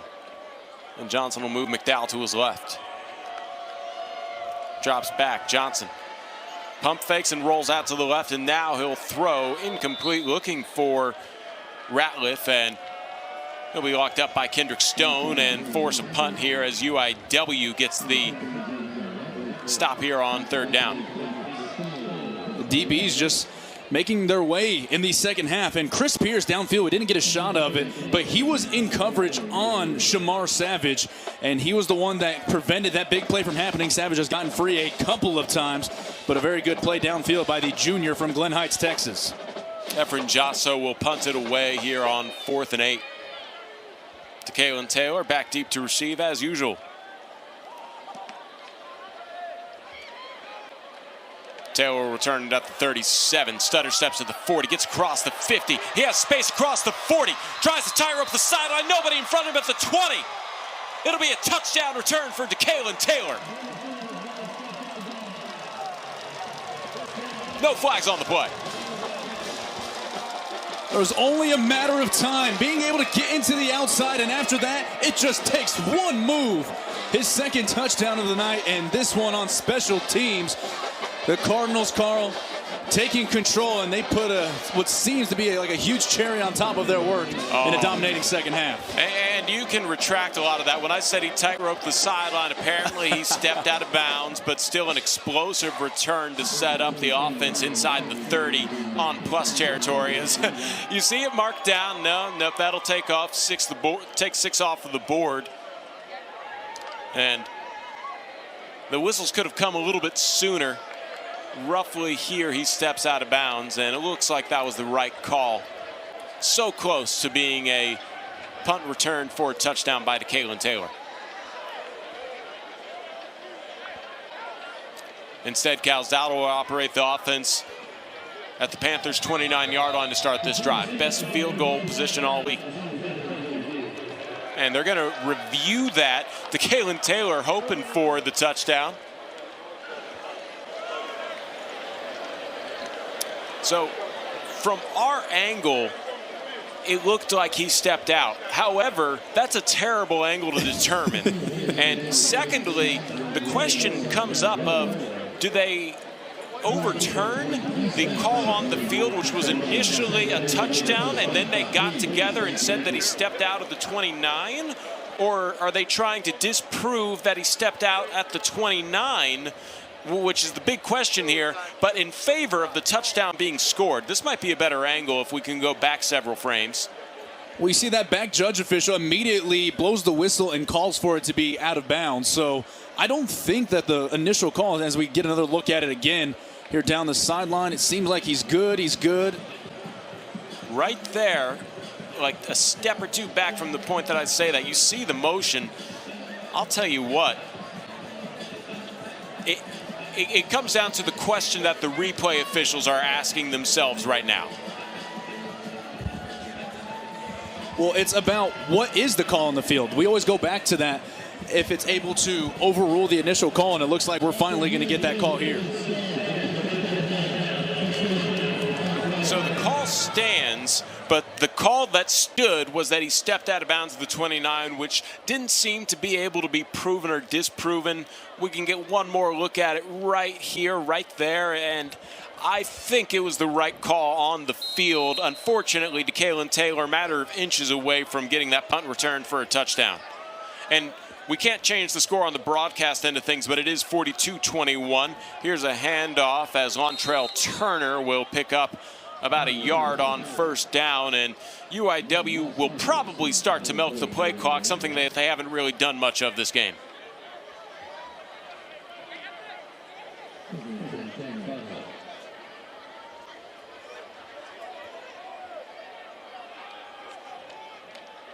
Lontrell Turner in the pistol behind Zach Calzada. Play action.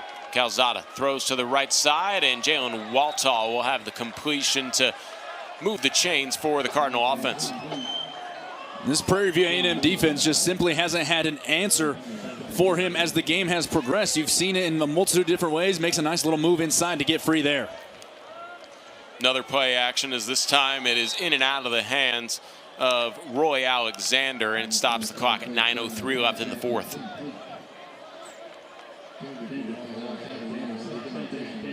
Really not much to it. Roy just didn't see the ball all the way into his hands before cutting up the field, trying to join in all the action and fun that the Cardinals have had making their way into the Prairie View end zone in the second half. Alexander did find pay dirt on a two-point conversion earlier in this game.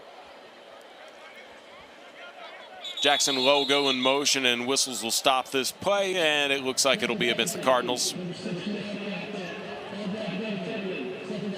Goes on the offensive line and will back up UIW 5 yards.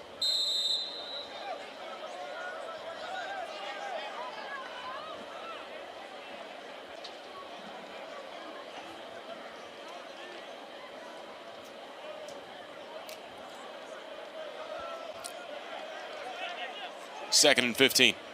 Ball at the 20. Cardinals remain in the red zone. Lontrell Turner will motion over to the right side.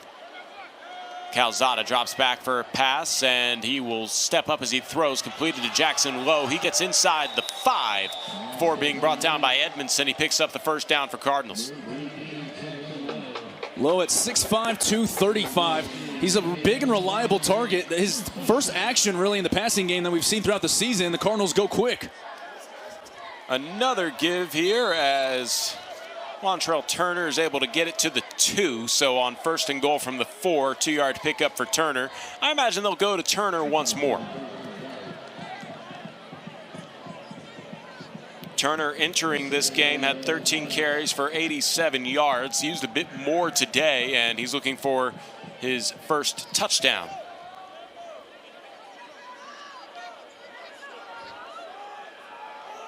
The tight ends motion over to the left side. Turner will get the handoff from Calzada, and he dives into the end zone for the Cardinals touchdown.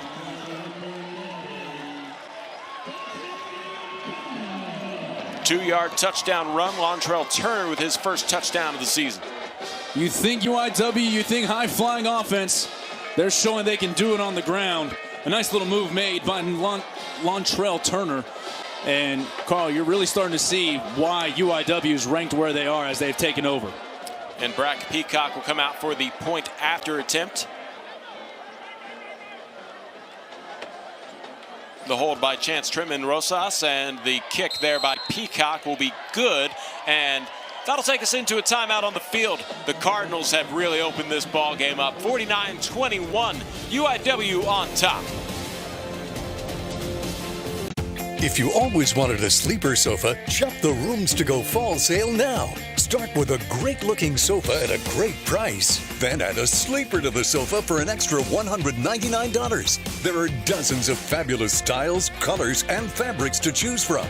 Buy your favorite sofa, then upgrade it. Add the versatility and function of a comfortable sleeper for an extra $199. Just $199. Get your sleeper sofa now and save at the Rooms to Go fall sale. Next.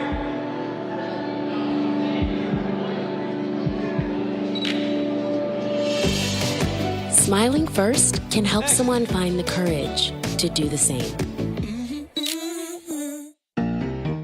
Thank you for being a friend.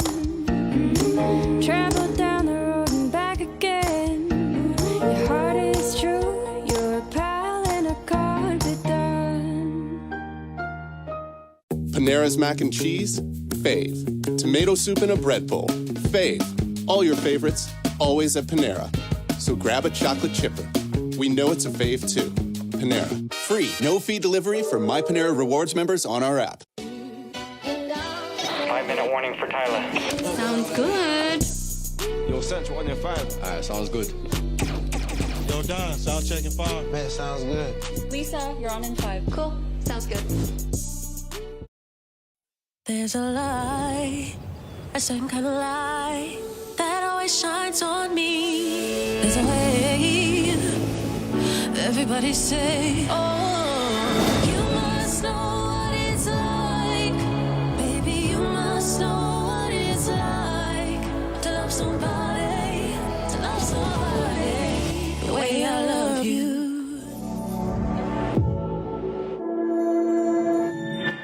Tropicana refreshers are so refreshingly delicious, we basically invented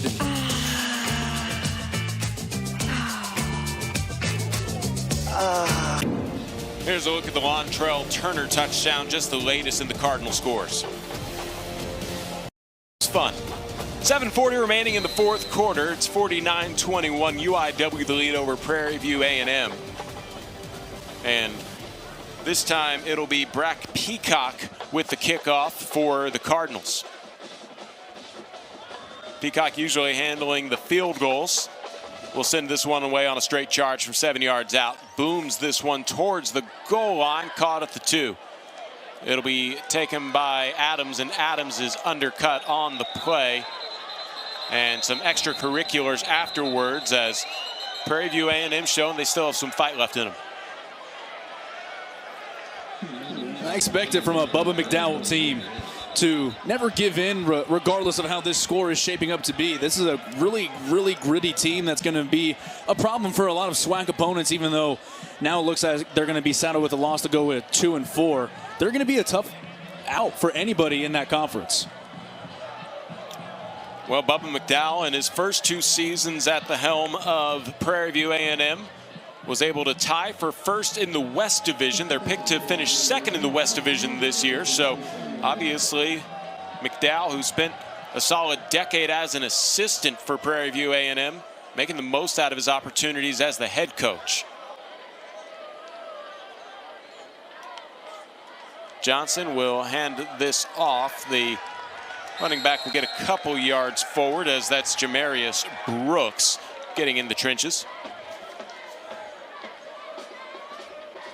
And you obviously never want to admit defeat, but I think at this point Prairie View A&M sort of sees the writing on the wall. They're going with conservative play calls and burning some clock to try and avoid any major injuries, I imagine. Well, anything you've gotten out of this game, you've already received. So at this point, you might just have to cut your losses and play for next week.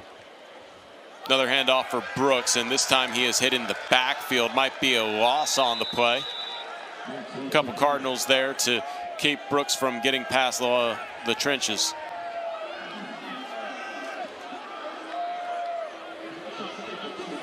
And we might just have to start getting deep into our flip card here to decide who's doing what, as UIW's bringing some depth up front.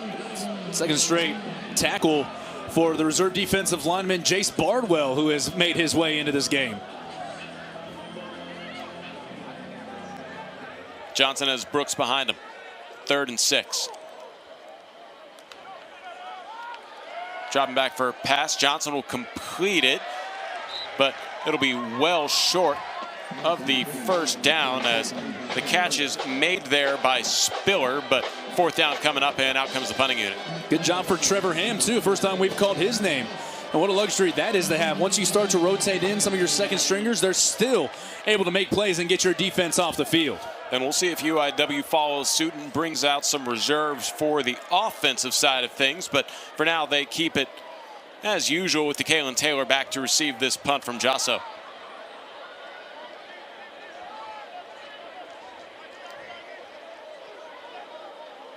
Efren Jasso takes a high snap, and DeKalen Taylor elects to try and return this one at around the 37. Makes a defender miss, and he'll find some space laterally across the 40 to the 45. Nobody in front of him across the 50. He has a few blockers as he gets to the 30. Stays in the field of play across the 10. Into the end zone. Touchdown. This time, DeKalen Taylor returns it for a score. Carl, what do they always say? It'll get to another chance for your playmakers. And there's only 3 words you can say after that. Ball don't lie. He's able to cash in for the second time. And what a second half in the return game for Mr. Taylor. DeKalen Taylor showing that speed ain't never had a bad day. 5:17 remaining in the 4th quarter, and UIW adds on to their lead, this time with a special team score. Brack Peacock lining up the point after attempt.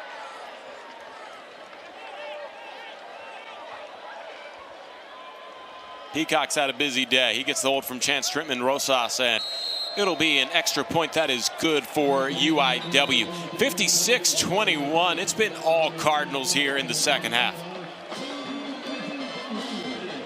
Prairie View A&M had 14 points in the first quarter, 7 in the third. And UIW just adding on to their lead with another big score here in the fourth. Let's take a look at that DeKalen Taylor return. You just knew that DeKalen was going to get another shot at it. It's a risky play to not signal for that fair catch with the coverage team bearing down on him, but he's able to make good. And look at that convoy out in front of him. That's something that when you go into the film room on Monday morning that you can point to and say, hey, this is the identity we want to take on in the return game. DeKalen Taylor with his second touchdown of the game. Back-to-back games with multiple touchdowns for DeKalen Taylor. We mentioned last game against Northern Arizona, he broke his head coach Clint Killo's record of a touchdown from scrimmage. Used to be 80 yards held by Clint Killo, and now DeKalen Taylor owns it with 97 yards. As he showed off his speed on that play, he showed it off on the return, and he's giving his teammate Jalen Waltall a run for his money for Offensive Player of the Week in the Southland. I think it's a good problem to have when both of them could come from the Cardinals. Brack Peacock will send this one deep. And a fair catch called for this time by Cooper. Of course, that would go down as a special teams play, so maybe Waltall can get offense and DeKalen Taylor can get special teams. We'll see how the people who vote on that, I don't know who they are, will decide. But UIW, if nothing else, will definitely be staying at number 15 in the country, if not moving their way up. And as they deserve to. Again, we talked about the shaky start, but they became more of the team that we all expected coming into it. And the rust was there. There's no question about it. But they're showing why they are the number 15 team in the country, and excited to see where it takes them as the season progresses. Cameron Peters trots out. He is somebody who's gotten the majority of snaps at the quarterback position. He was taken out at halftime against Grambling, so this is his first snap since the first half last week at the State Fair Classic. Peters play action with Brooks there in the backfield, and a pass dropped on the left side as the first target of the game at Rodney Ojo. I believe that's how you say it. Should have double-checked the depth chart of the receivers as it's spelled OJO, and he drops his first target. Peters on the season is 53 of now 102, 788 yards, 4 touchdowns, 4 picks. They'll actually give them the reception in a loss of 1. So it'll be Peters deciding to tuck it and run on a quarterback draw. He has a lot of black hats going towards him, and he loses the football. It's whistled dead, though, as scooping it up very excitedly for UIW after return, Caleb Lewis almost getting a scoop and score. Another look from this angle. We'll see who laid down the big hit. Peters seems like he has a lot of room to run, but then flying in was Drew Merrill, the 190-pound sophomore out of Chino Hills, California. Yeah, you and I are going to have to work together to figure out who's doing what on the field here as both teams go deep in their roster. Chino Hills, that's where LeBron James tends to send his kids to school. Or wait, that's the Ball Brothers. That's the Ball Brothers. That's the Ball Brothers. I had to remember my LA high schools here as dropping back. Peters escapes the pocket and rolls out to the left and decides to throw it for a first down. It is completed as this time Ojo will complete the pass and pick up a new set of downs for the Panthers. You have to understand that Cameron Peters is a more than capable quarterback. It was just right in the hot hands of Jaden Johnson after that win last week. Did have a big game against Northwestern State when he threw for 280 yards and 2 touchdowns. So more than capable. Handoff and a gain of about 1 there for Jamarius Brooks. Brooks came into this game with only 5 carries and 8 yards, getting a few more opportunities today. Picks up a couple there. Did you not expect your LA high school basketball to be tested tonight? I did not, no. As I've actually seen some of the Ball brothers play in high school, but they had moved on from Chino Hill at that point. Dropping back for a pass here. Peters airs it out down the middle of the field, looking for Ojo again, and it just goes between his hands. AJ Tisdale was there on the coverage, but obviously that was a bit more of a dropped pass by Ojo, who I guess his eyes got a little too big when he saw them go between his gloves. Well, this is what you need to see from your team. And when you go on to these second stringers, it's who can adjust, and maybe not the usual quarterbacks. You don't know who is taking the first and second team reps, and just seeming to be a half a step out of sync. And that's really been the tale of this second half for Prairie View A&M. You had the one big play and just really nothing else outside of that. At least one more play before the 2-minute timeout as 2:40 remain in the fourth quarter. Play clock down to 5 for Peters. Peters will drop back for a pass. Has time to throw in the pocket, has to escape now. He steps up and dances around the Cardinal logo, will not get the yard to gain as he is tackled, and a good defensive play made by Drew Merrill once more. What a nice little run here for Drew Merrill. Not cracking the starting lineup, at least so far, but should, heaven forbid, something happen to that defensive secondary, proving that he can still get downhill and start to make some of these tackles for the Cardinals. That keeps Peters from the first down. It's now 4th and about 2 at the 48-yard line. Yard to gain is midfield. And that will take us to the 2-minute timeout. So we'll take the timeout with the teams. 56-21. It's all Cardinals here, and we'll wrap things up from Gale and Tom Benson Stadium when we come back.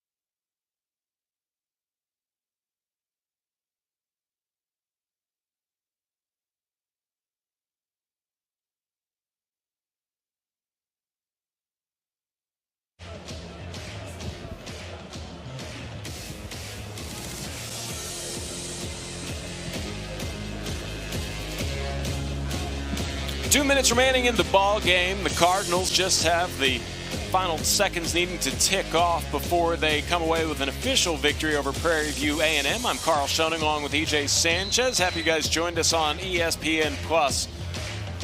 We don't typically give out player of the games, but Jalen Waltall with 12 catches for 170 yards is certainly impressive. Here's a punt that will end up out of bounds at around the 10-yard line as Jasso perhaps delivers his best punt of the night and will pin the Cardinals deep.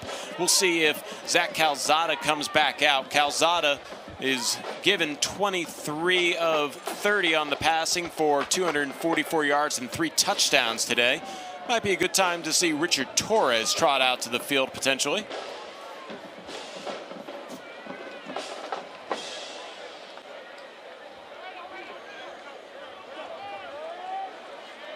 And indeed, it will be Richard Torres behind center. Torres has Carter to his right. 1st and 10 of the minute, 52 remaining in the ball game. A handoff to Carter, and he'll fight forward for about 5 yards to the 16 on 1st down.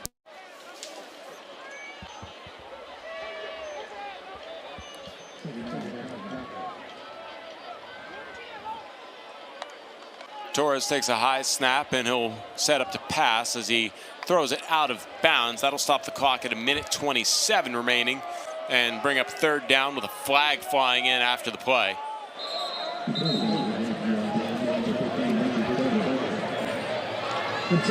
Intentional ground is the call. Took him a little while to decide whether or not that was not going to be a grounding call or not. It is, and that'll make this a 3rd and about 10 now. You know, Carl, you don't like to speculate, but of course, Bubba McDowell, you think that the message to his team would be after a tough loss tonight is that there's no time to sit in your sorrows. You have a really important swag game next week at Arkansas Pine Bluff, so no doubt that Prairie View A&M is going to be rallying this week to try to get back in the win column when they resume SWAC play.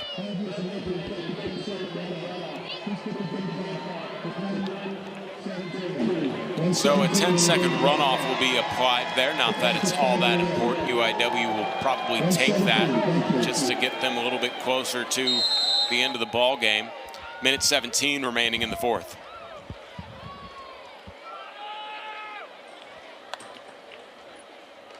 Carter will get the handoff, and he'll have space on the left side. Picks up the 1st down and more. He's across the 30, trying to navigate the one defender to beat, and he'll be tripped up at the 45-yard line.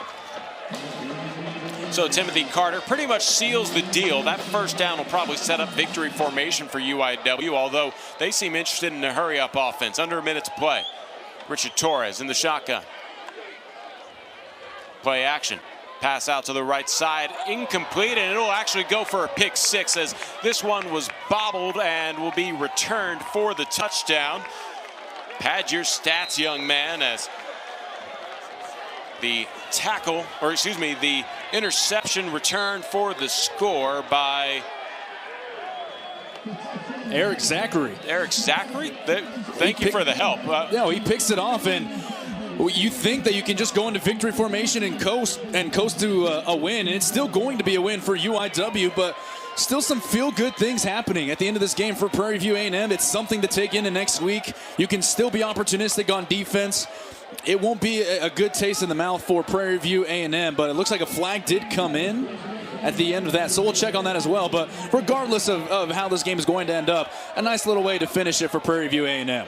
Yeah, it makes the separation and the point differential, which sometimes does matter when deciding who's going to make the playoffs. I don't think Prairie View A&M would be in consideration for an at-large bid, but obviously the flag after does not affect the results of the play. Thank you for the assist there, as don't see him as listed as number 8 on the flip card, as Eric Zachary usually wears 21, wearing 8 today, coming up with the pick. The true freshman, they're excited about him at Prairie View A&M. Point after attempt will be sent through by Guillermo Garcia Rodriguez, and just a little bit of hey, if you're a Prairie View fan that's sticking around to this point, you got to see a pick 6.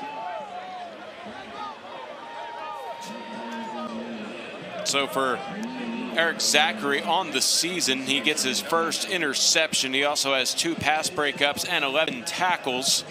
The freshman from Dallas, Texas, will create another offensive series for UIW. We talked about it. They could have just taken the knee and we'd probably be out of here by now, but instead we have 42 ticks left and a kickoff. That's exactly what everybody wanted to hear, right? More of me and you. Right, yeah. Yeah, if only we were paid by the word. Right.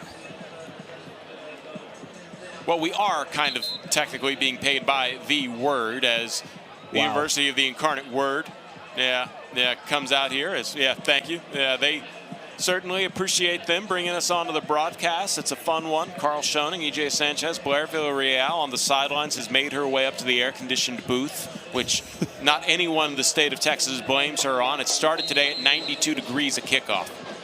It's gotten under 90. Texas has not gotten the memo that it's October. So the penalty did go against Prairie View A&M. It's being enforced on the kickoff here. And Guillermo Garcia Rodriguez will send this one back. Wouldn't be surprised if he squibbed it either, as this will be a booming end-over-end kick taken by Mason Pierce.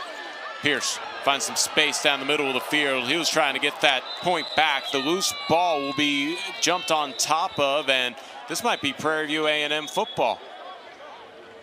And it will be recovered by the Panthers. They get 35 seconds more to pad their stats. And one more look at it here as Pierce just got eaten by the turf monster and lost the football. That was close. If they review that, he might have been down. I don't think that they're going to waste their time reviewing it. He's a victim of his own speed. He just forgot to pick his legs up, and then the turf gets him. And regardless of this, how this is going to turn out for UIW, probably not the greatest way to finish if you're Coach Killo, and that'll definitely be reiterated to the team. Well, it turns out that there was no fumble on the field, and they just didn't blow the whistle in time. So victory formation, knee is taken by UIW, and that'll be the final play of the ball game. Well, the Cardinals improved to 3-2 on the season, and the Prairie View A&M Panthers fall to 2-4 on the year.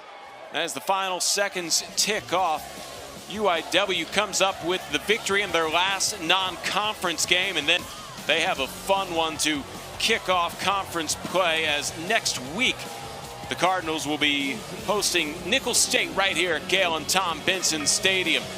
Final whistle officially blown, and both teams congratulate each other. So for EJ Sanchez and Blair Villarreal, I've been Carl Schoening saying so long from Gale and Tom Benson Stadium, where the final score is the UIW Cardinals 56 to the Prairie View A&M Panthers 28. All games airing on the ESPN network, so streaming live and archived on the ESPN app. This has been a presentation of ESPN. All rights reserved. Good night, everybody.